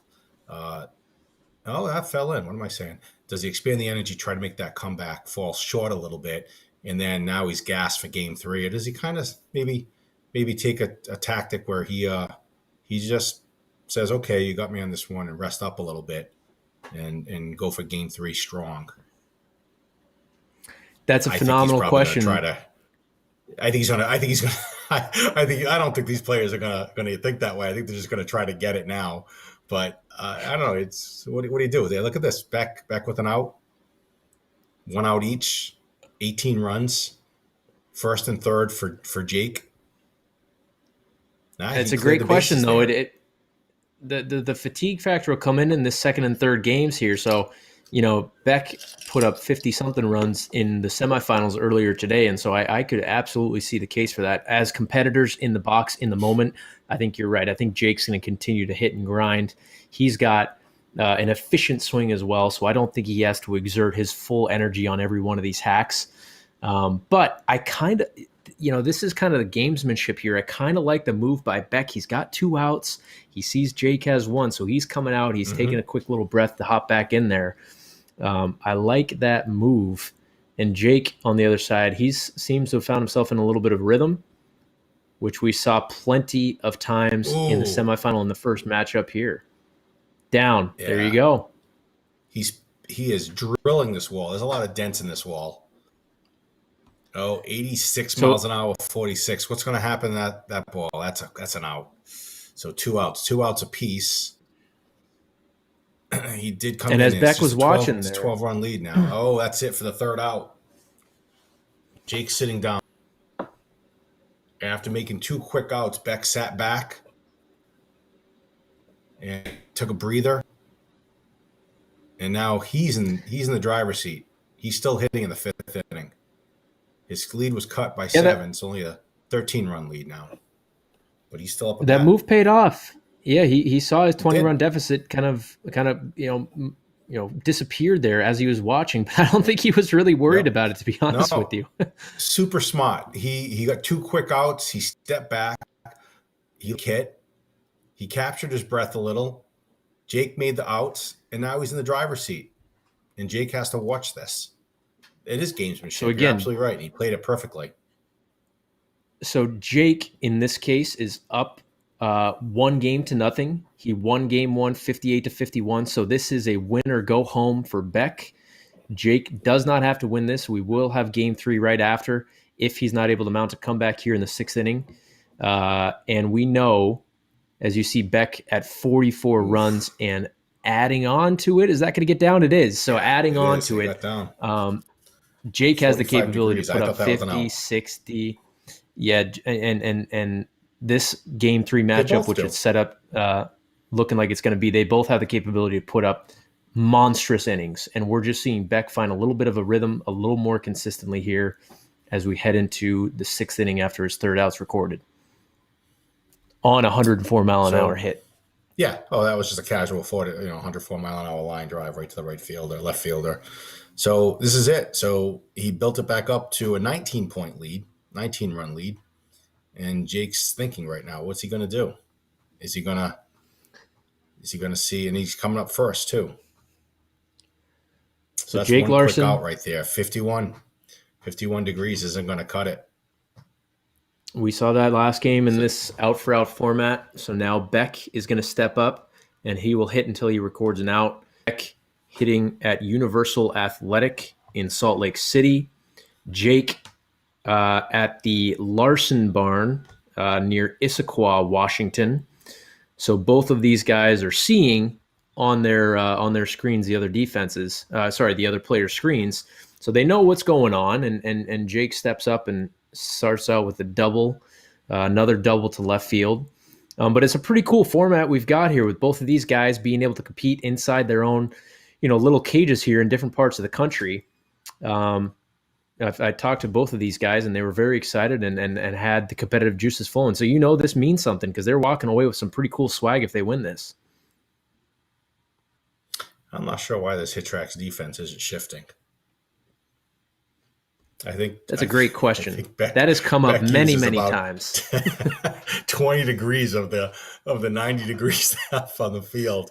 He is just using its left center. We're gonna need We're gonna need a real-time neural net to start configuring that. That's the next software update. Yeah, we need some shifting going on here. Yeah, this is. So I think this answers the question on what Jake wants to do with these next 2 outs. He's down by 27 runs. So nothing's impossible, but do you expend that energy, trying to come back from this, knowing that you have a game 3 in your back pocket, You could lay down a bunt here. You never know. I was just going to say, a nice little sacrifice bunt would not be the worst approach. And if I were Beck, I would follow it up with the same exact thing here. It's a different story when you step into the box, though. It's hard when that pitch is coming in not to compete every single one, and that's what you want from these guys. They're they're going to rip it. They're not going to lay anything down. Yeah. But there you go. There's 94 miles an hour. That was still a strong swing. Yeah, for the second out. The video is a little bit delayed on my end. I don't know if it's on your end, but that is. I think that was the last hit you saw there. Yep. Yeah, that was the last hit. So 2 outs. So I think this game is going to go to Beck, up 27. So if it holds, watch him put up another 5 runs here. Watch this. He'll put up another 5 runs, which I wouldn't advise doing. 102 at 15 degrees for a double to start the inning. 102.8. You know what? I say I wouldn't advise doing it, but I'm not 16 anymore. I'm 17 years old. These guys probably have a lot of energy in them, but that was a pop up to the shortstop for the second out. So he's got 2 outs. If this holds, Beck will win. It will be 1-1 in the series. We will move on. Game 3 will be just after this, about 30 minutes after the game ends. This is the championship for the high school bracket. Again, these guys came through a field of about 75 players, made the top 4. Look at this. He's going left. He's going left-handed. I didn't know. Is he a switch hitter? Oh, there you go. And he still hit it to left field. I respect that. So, all right, that's good. There we go. That's the end of the game. 56-26. Beck Milner takes it. The series is now tied to 1-1 We are moving on to game number 3, which will come up here in about 30 minutes. Wow, what a matchup.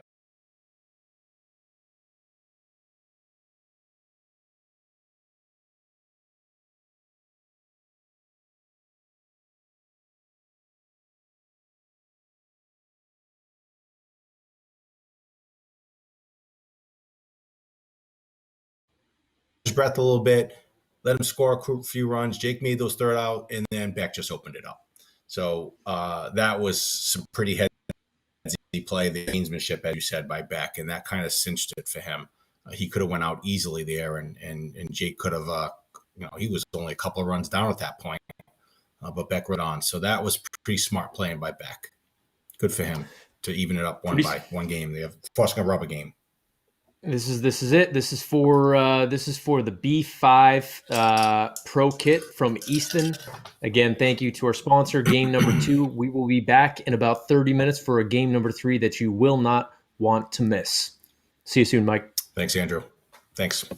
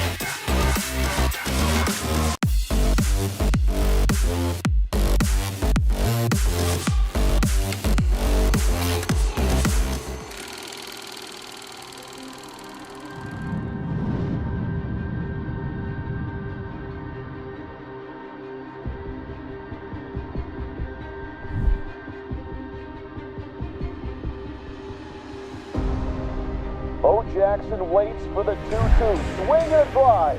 Deep center field. There she goes. A home run for Mark McGuire. Tony Gwynn watches one over the right field wall. A second-step shot for Barry Larkin. The Titans of Cal State Fullerton are the champions of college baseball.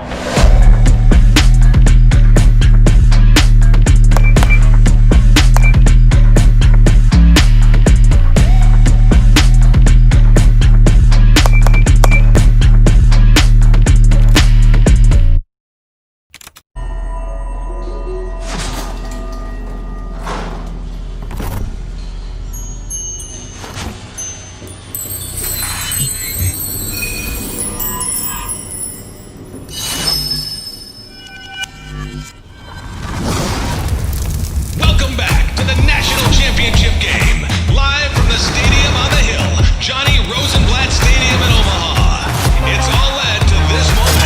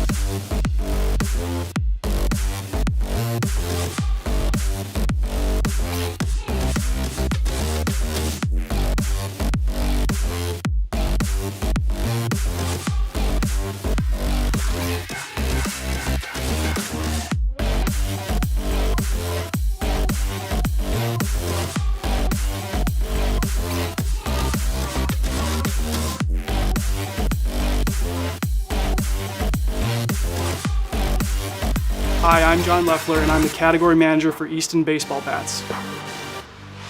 The B5 Pro Big Barrel is back. This old school design meets modern technology in this traditional one-piece alloy bat. Featuring our highest end alloy in our product line, the barrel is created with our ringless barrel design with varying wall thicknesses to help expand the sweet spot and create a more smooth feel on contact. Easton's natural Pro Balance swing weight results in a balanced feel, combining both speed and power. The speed cap helps provide a more flexible and responsive barrel, while producing that natural alloy sound elite players have grown to love.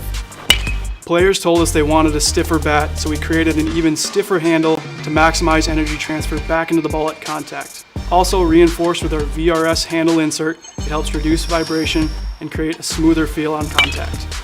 We use our most premium grip, which is a 1.8 millimeter synthetic grip, to provide the ultimate combination of cushion and tack for pure performance in every swing. Over 40 years in the making, the B5 Pro Big Barrel changes everything again.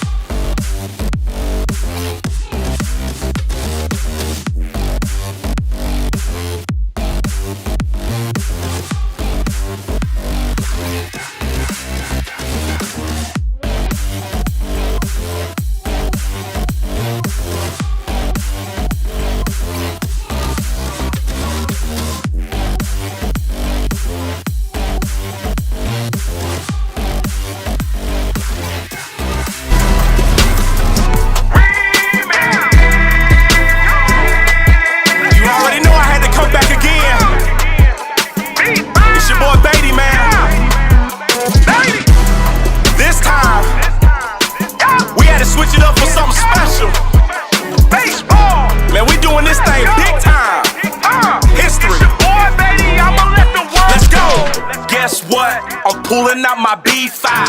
Get your phones out, cause I'm about to be live. Smashing curveballs, even if they knee high. Stinging baseballs, call me Mr. Beehive. Big Mac attack, Mark McGuire, boy. Mark McGuire got me preaching to the choir, boy. He used to use B5s back in college, boy. Mark McGuire is a legend, pay homage, boy. Bo Jackson. When he swung a B5, lights, camera, action. Bo Jackson. Hit the ball so far, everybody laughing. Mr. Padre, aka Tony Gwynn. Got so many base hits, he everybody friend. 5.5 or the 6 hole. Doesn't matter, Tony Gwynn getting hits, yo. I'm swinging B5, I'm swinging B5, I'm swinging B5. Yeah, I'm swinging B5, I'm swinging B5, I'm swinging B5. All in the dirt, guaranteed to hit a big cop. I'm swinging B5, I'm swinging B5, I'm swinging B5. Yeah, I'm swinging B5, I'm swinging B5, I'm swinging B5. All in the dirt, guaranteed to hit a big cop.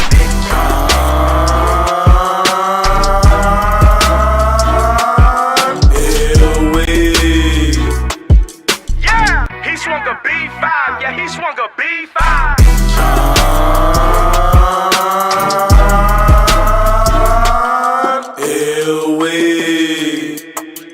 Yeah, he swung a B5.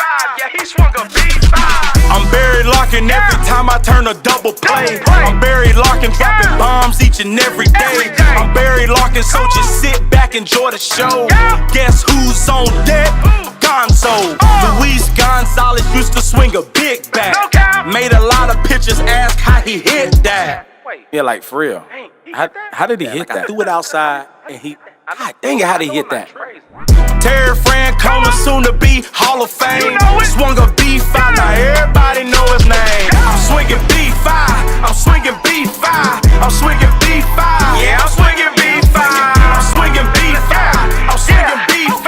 All in the dirt, guaranteed to hit a big fly. I'm swinging B5, I'm swinging B5, I'm swinging B5. Yeah, I'm swinging B5, I'm swinging B5, I'm swinging B5.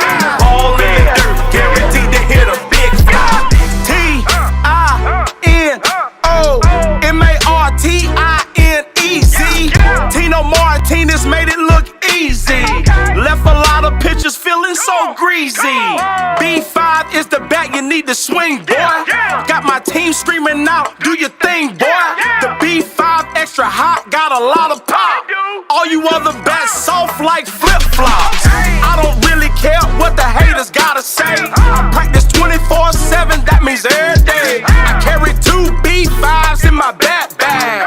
Why you carry 2 bats? Cause I got swag. You throw a curveball, I'ma throw a uppercut. If you throw it again, I'ma double up. CJ Beatty 44 on the Instagram. I let the whole wide world know who I am. I'm swinging B5, I'm swinging B5, I'm swinging B5. Yeah, I'm swinging B5, I'm swinging B5, I'm swinging B5. All in the dirt, guaranteed to hit a big fly. I'm swinging B5, I'm swinging B5, I'm swinging B5. Yeah, I'm swinging B5, I'm swinging B5, I'm swinging B5. All in the dirt, guaranteed to hit a big fly.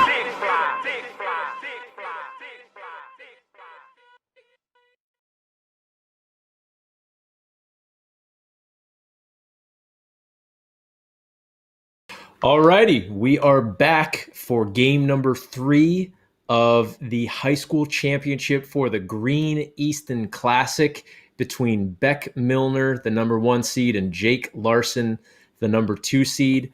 So we're in for a big one here, Mike. We've had some exciting first 2 games. What do you got going into game number 3? First one was Jake showed the grit. And second game, Beck just kind of dominated that game. It's as anyone's. I feel like Jake's going to come out strong. He's got something to prove. I don't know. I'm thinking Jake. If you're asking me for a pick, maybe Jake might be able to pull this thing off. I like it. I think so. I think so as well. But Beck has put up now 50 plus runs in 2 of his 3 games today. So I am absolutely not going to count him out. I think this one's going to be close. I don't think this one's going to be a blowout. Last game was, Beck kind of ran away with it a little bit. He did. But we've got game number 3 coming up. Again, this is the Green Easton Classic. So really, we put this tournament on together with Easton and promoting the release of their, the re-release of the B5 Pro Big Barrel Bat, which you'll see both of these players using today, and they seem to be very comfortable in the box with it. We've seen Beck put up exit velocities of 105, 104 miles an hour, and Jake nearly touching triple digits. But this bat really was iconic back in the day. Even going back to when you were playing, Mike. I know you mentioned you had the whole team using the same Green Easton bat. Is that right? In my youth, yeah, everyone used it. Little League, Babe Ruth, college, not so much college, but in high school. And really quick story, we're partners with Easton. Shout out to them for putting this on. Thank you very much. And I used to go to their office in Van Nuys, California, and I used to go in the conference room, and they had this wall of baseball bats through the years. And I would look all the way to the left, and I'd see that green bat. And I would take it off. I'd ask them, can I take it off? And I held it, and it brought me back to my Little League days in Lee Romano Field in North Providence, Rhode Island. And it was just crazy. And this is years ago. And they told me everyone who comes into that conference room goes to that bat. It's that iconic. And a couple of years later, kudos to whoever the marketing team that thought this up, because that bat to me just is so nostalgic. And when they sent us a bat, they sent HitTrax a bat early, one of those kits. Just holding it, it just flooded the memories back from Little League. So it is iconic, and hats off to Easton for putting it out there, and also for putting on.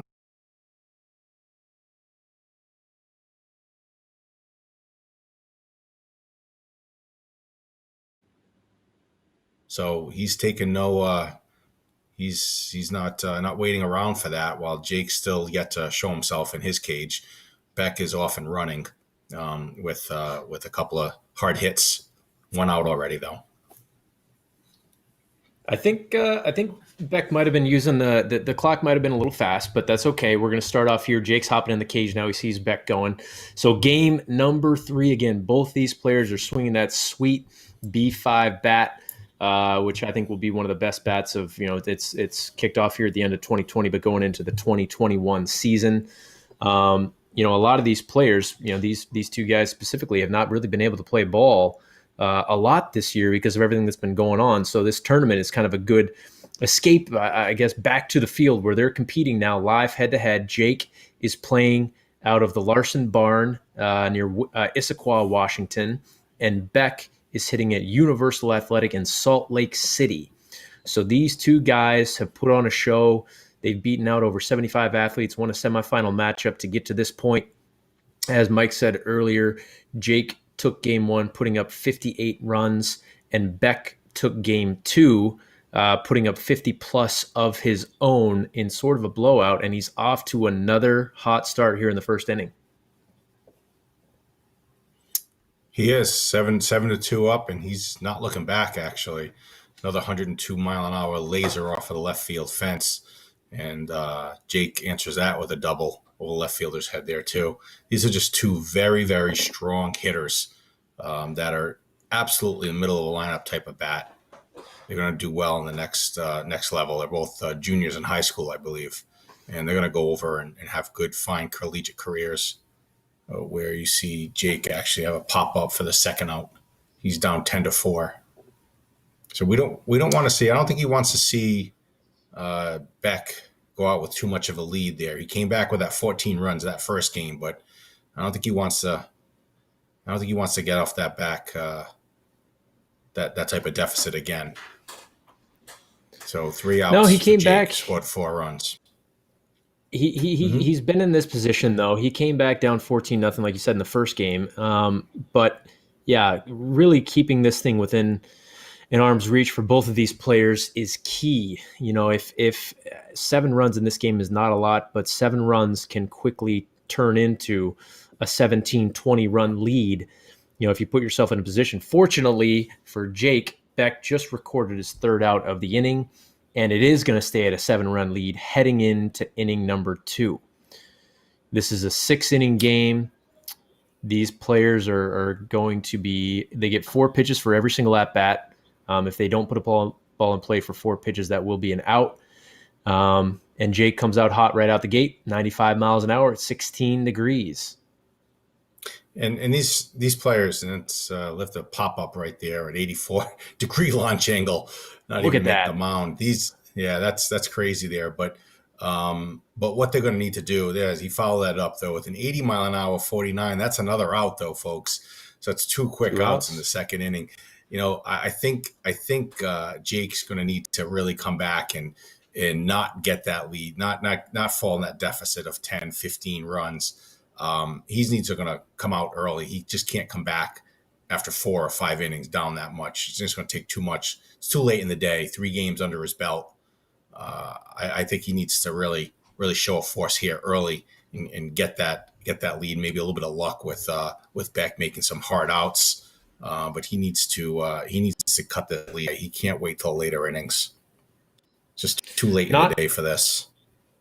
It is, and it's not a hot start. He's got 3 outs, 10 runs down. Looks like Beck will have his first out as it's a fly ball at 50 degrees. So he's going to need to keep this one at bay. Beck with a chance to get pretty close to putting himself in a position where it's going to be a tough comeback for Jake. Both of these players, I talked to them before the game. They've taken a lot of swings today. It's been 50 to 60 swings per game, as there's a 105-mile-an-hour shot for Beck. It didn't phase him. But I do believe that he had a nice Red Bull, and I think Jake had some pre-workout to get the caffeination flowing for this game number 3. So these guys, they're still going to be juiced up.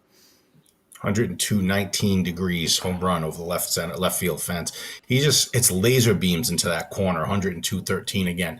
I actually got a text from Beck as well. Just laser beams in that corner from Beck. He had to change socks and I think shoes. He will hold through his socks and showed me a text of that. So these guys are hitting. They're putting holes in their shoes.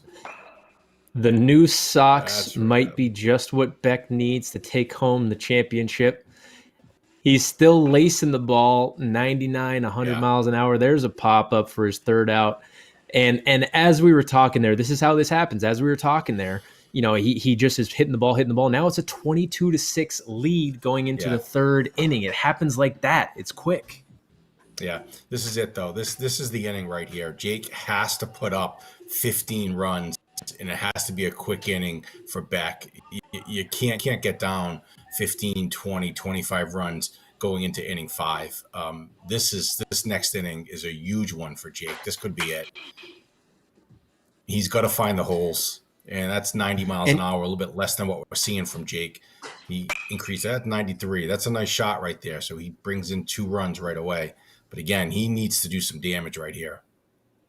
He can do it. We saw him to get into this tournament. He put up 66 runs in the qualifier. Absolutely. And in the semifinal match, or I'm sorry, the first game of this series, he put up 58 runs. So he can do it. You're right. He needs to find that rhythm.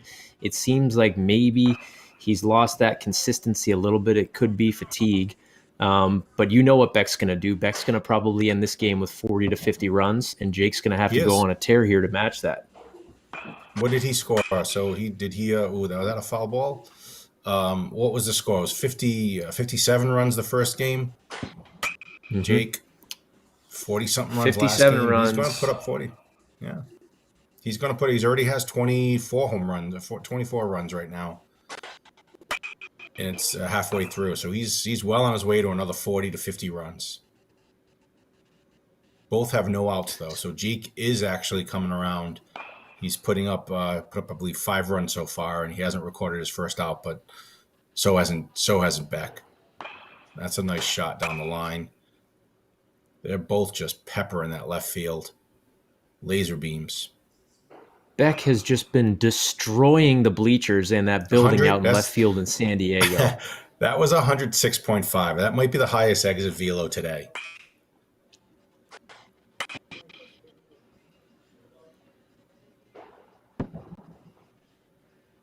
So Jake flies out to center field And I at the think same time on the Jake left side did of the your same screen, thing.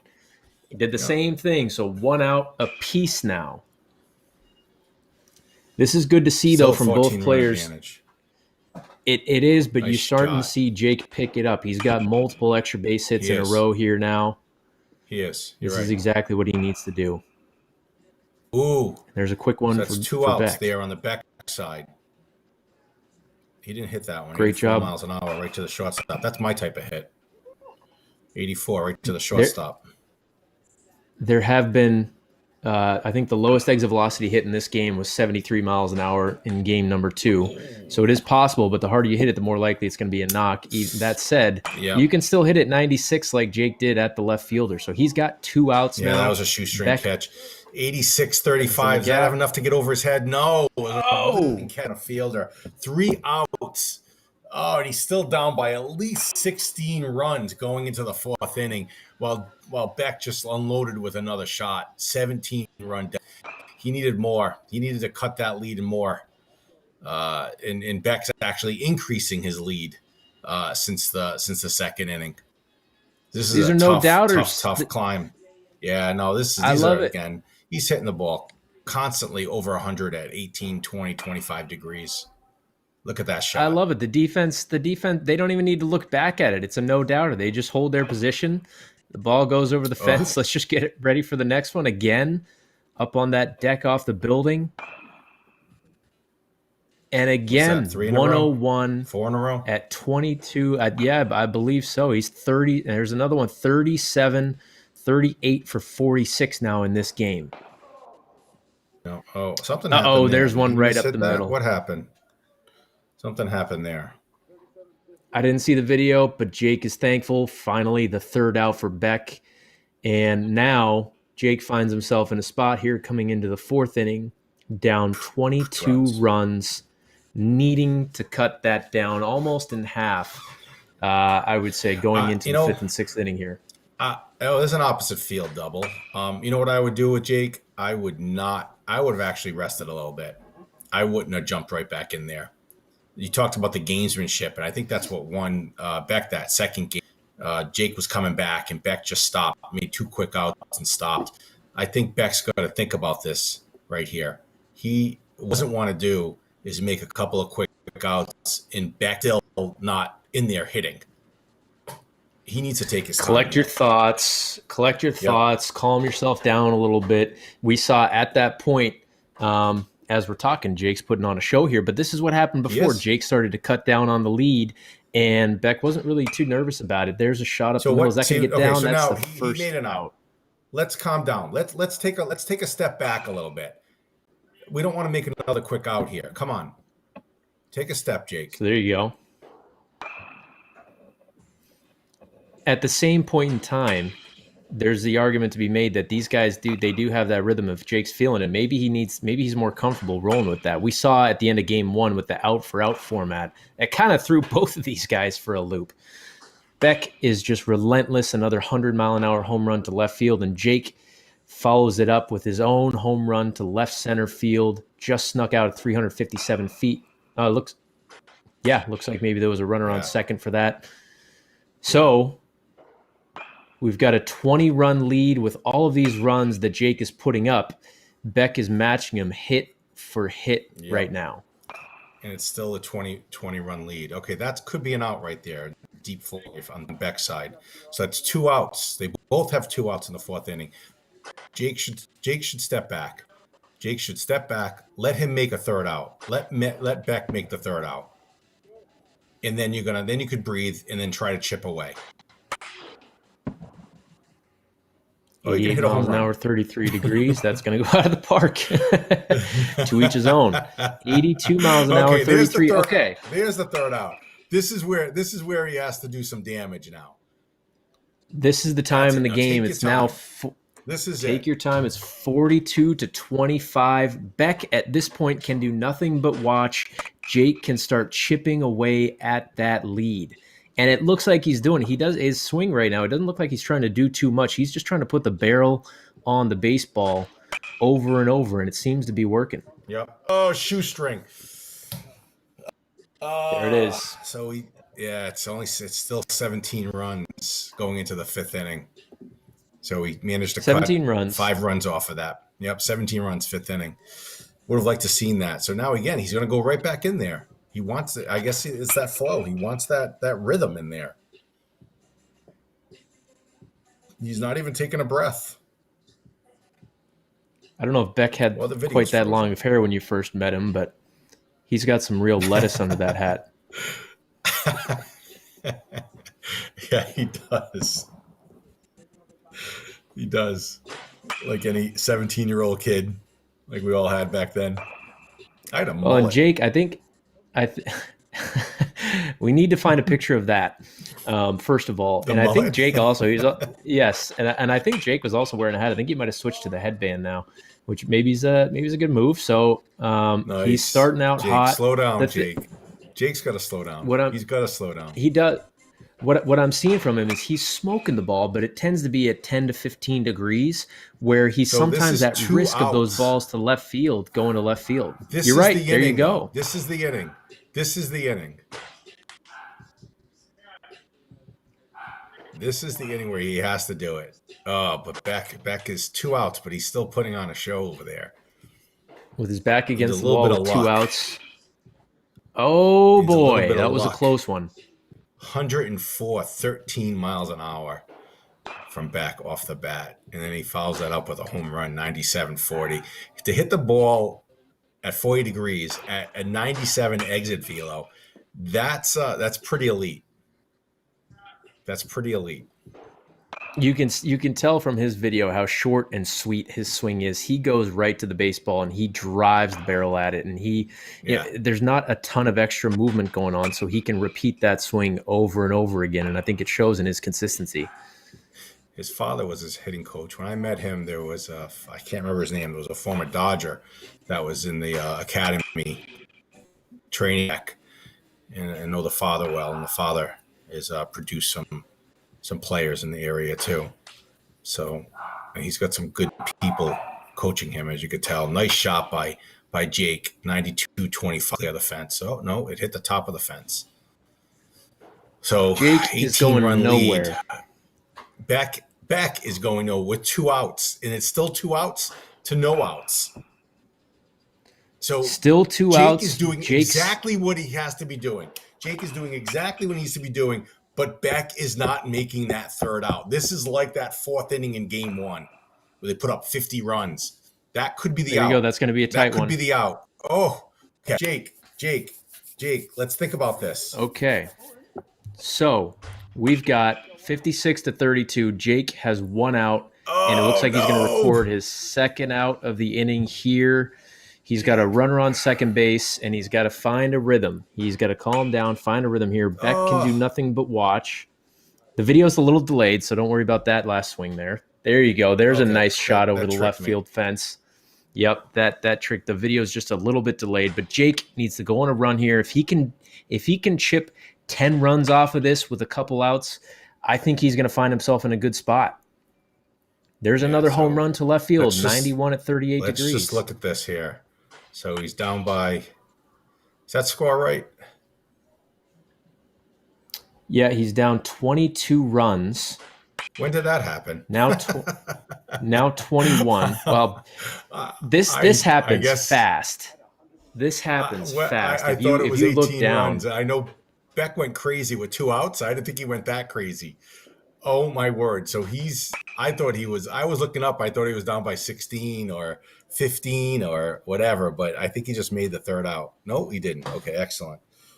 Now that video tricked you again. That was nice. 2 runs. Yeah. I can't pay attention to that. So he's got to get another 10 runs on the board here going into the 6th and final inning. That's going to be a tight one. Is that going to get down? It looks like it is. That's what you need. That's a HitTrax double right there, 86 at 33 degrees. Yeah. So get over his head. Another nice shot. He's not resting. All right, He's Jake. just going one after another. He's got that rhythm. He's rolling. It's going to take, it looks as though at least 60 runs to put this up. Lucky right there. Well, that hit that. There he goes. That's a nice shot right there. 86 over his head. I'm exhausted. Jake has taken a lot of swings today, as has Beck, and it's showing in the Opposite velos a little field. bit. There's a pop-up. That's There not it going to is. do it. Okay. Yeah. That said, he was able to cut the lead down to 17 runs and what at one point might have been 25. It was hard to keep track there. But now it's a 17-run lead for Beck going into the 6th inning. Now, what's going to happen here is this is going to be out for out. So Jake, as the team that is losing, will step up first, and he will hit until he records an out, and then we'll pass it over to Beck. Now, this format kind of messed with Beck a little bit, so I do think Jake still has a chance here, especially with what we saw from him last inning. If he's able to get that going, he just finished hitting, so he's going to keep that rhythm flowing. We'll see if he can put up a 5-10 spot here and maybe save himself, and it looks like he's not going to do it. Not a good start. So Beck, this really bothered Beck last time we did this, and he made 3 quick outs, I think, 3 consecutive outs with this format. So that obviously really, really hurt Jake, that first pitch out. First pitch out. First pitch coming in as Beck takes it. And that could be the nail in the coffin right there. A missile to left field at 100+ miles an hour for a home run. Oof. And another one.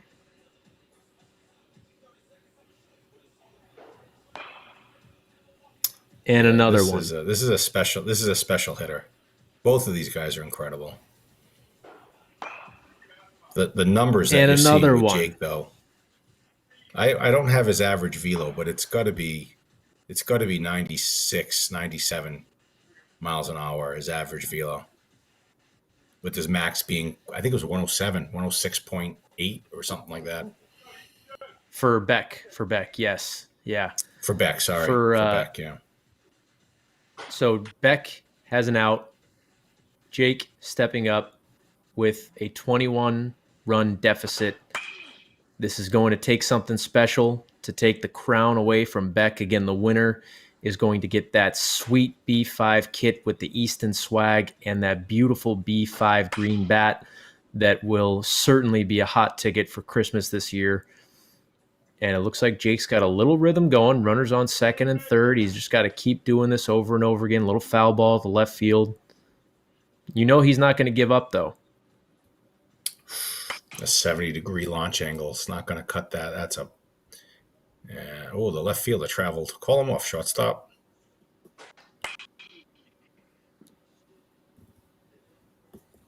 That's 2 outs. 2 outs for Jake. Still 21-run lead here. If we want to call them insurance runs, that's what he's going for at this point. And he does. Why not? Sure. 101.6.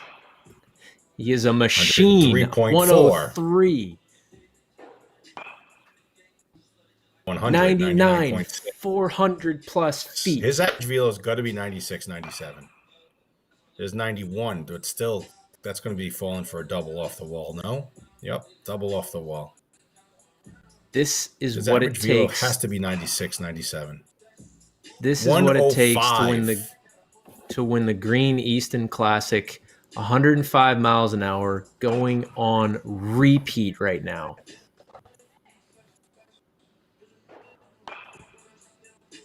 Again, over and over and over again. Beck Milner has shown why he came in as the number 1 seed. Jake did an unbelievable job to take away game 1 from him after a 14-run deficit, but you are watching a show right now from a guy that will continue to play baseball for quite a few years. A junior in high school.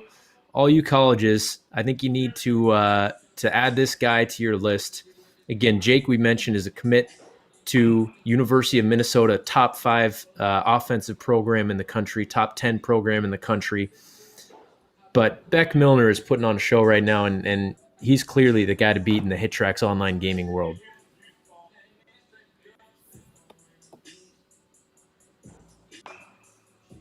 Just speechless. It's not often that Mike Don Francesco does not have words to say. It's just look. He has 72 runs right now. He scored. I think it's 19 runs right now. Oh, that was trapped. So that's in there. I think it's going to be 20 runs since Jake made that second out, and he just keeps laser to left. Look at that. This is 100 miles an hour, this is 18 off the wall. We need to add This that is the ping victory lap. sound. Yeah, is this is a show. 94-24. Just putting an exclamation point right on it. And Will Beck both Milner. hitters are incredible. Jake's going to have a great college career in Minnesota. Hats off to him too. He took that first game, just wasn't able to contain it. He did well. He represented himself well in games 2 and 3, but Beck just took it to another level. This is ridiculous. This is 30 runs. He's now up to 26. 79 runs in this game. I think he's going for 100. I completely Will agree. Chamberlain. 100 Will Chamberlain is miles per hour. Oh yeah, absolutely. Come on now. I guarantee you Beck knows as well. Another shot, 95 to left field. Like this is there's finally a ground ball to third base for an out. Angle. All right. Do here. Is he going to bat left-handed again? No, he's not. Of course not. I would like to see Jake put on a show. We've seen him absolutely drop bombs this tournament so far.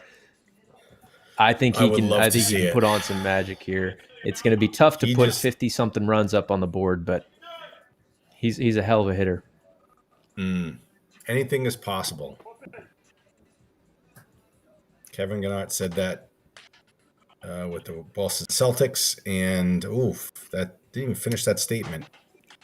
It looks like that was the third out of the game. So, line drive to the shortstop. Yeah, it froze it and there. I'm not sure what's going on. With that said, Beck Milner is the champion of the Green Easton Classic. Well-deserved, Beck.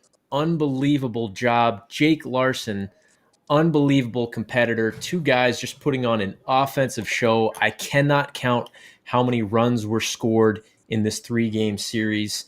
Hats off again to Jake Larson, going to play baseball at the University of Minnesota. He's got plenty of time to work towards his college career and beyond. But Beck Milner, congratulations. Unbelievable tournament. 83 runs in the championship. And I think finally now when people ask us, Mike, if Beck's scores are real, we can just send them a YouTube link with everything on video so we no longer have to try and explain ourselves. Yeah. So, 97 average velo with this show. Common, frequently 102, 103, 105 miles an hour, anywhere from 12 degrees to 30 degrees. He is quite an elite hitter. Jake is as well. He put on a display too. 39 runs. That's going to win a lot of tournaments, Jake. Beck just took it to another level with 83 runs this rubber game. Hats off to both of you guys. Congratulations, Beck. Congratulations, Jake. And these guys are going to have fine collegiate careers wherever they play. They absolutely will. Again, thank you to Easton for helping put this tournament on. I wanted to, before we go, Mike, I want to just talk to you and just kind of ask you real quick. So we've had these online tournaments going. How have you felt about them, and what do you see for the future of online gaming with HitTrax? Is this something we're going to be doing more of? Are there more things down the line that you want to do with this? Yeah, so we've had this technology for a little bit where we're able to put together these online tournaments, these standalone games, and these sync play games is what you're seeing now, where they're both hitting at the same time. So we've kind of refined all that. And with the pandemic this year, when all these minor leaguers and these college and high school seasons were lost, we knew that we wanted to take it to the next level and get these tournaments going. So we started with our first open for the minor leaguers, professional players, indie ball players, and that went well. Then we moved over to softball, which was tremendous. Both of those opens were absolutely tremendous.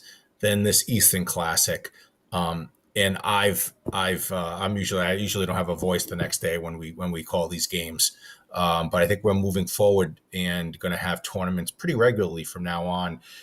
We want to serve the youth a little more. This was high school and college. We'll have the college games tomorrow for the championship. But I believe that the 12-year-olds are up next in January with the 12-year-old Open. We'll get some sponsors there as well. And then we'll come back and do a professional open after that. We're going to see what happens with spring training and all the minor leaguers there. And Major League just cut 40 minor leagues affiliates out there too. So there's a lot of pro players out of jobs there. So, I'm sure they want to compete a little bit more, and we're going to give them a vehicle to do that, a platform to do that. So to answer your question, we're 100% in on this. We got this stuff streaming. You're doing an awesome job commentating. Elaine is doing an awesome job. We're committed to this platform. I'm super excited about it. We get a lot of great feedback. So I think the 12-year-olds are up next month. Is that right, Andrew? I think you've been a champion of this. I think that's right. I think we're going to do something for the kids. It'll be a 12U tournament coming up mid to late January. So stay tuned for that. Before that, we have the college tournament tomorrow for the Green Easton Classic. 4 awesome hitters as well, too. Same time frame. So tune back in. I think you'll have me and Elena and Bobby will be tuning in. And Mike, I think you'll be back on the mic. So we're looking forward to that. Today, unbelievable job by Beck. This tournament was a blast. A lot of great high school talent coming through. Thank you guys for joining. Congratulations to Beck, Jake. Phenomenal job competing in this tournament. And I guess we will see you guys tomorrow about the same time. Thanks, Mike. Thanks, guys. Peace.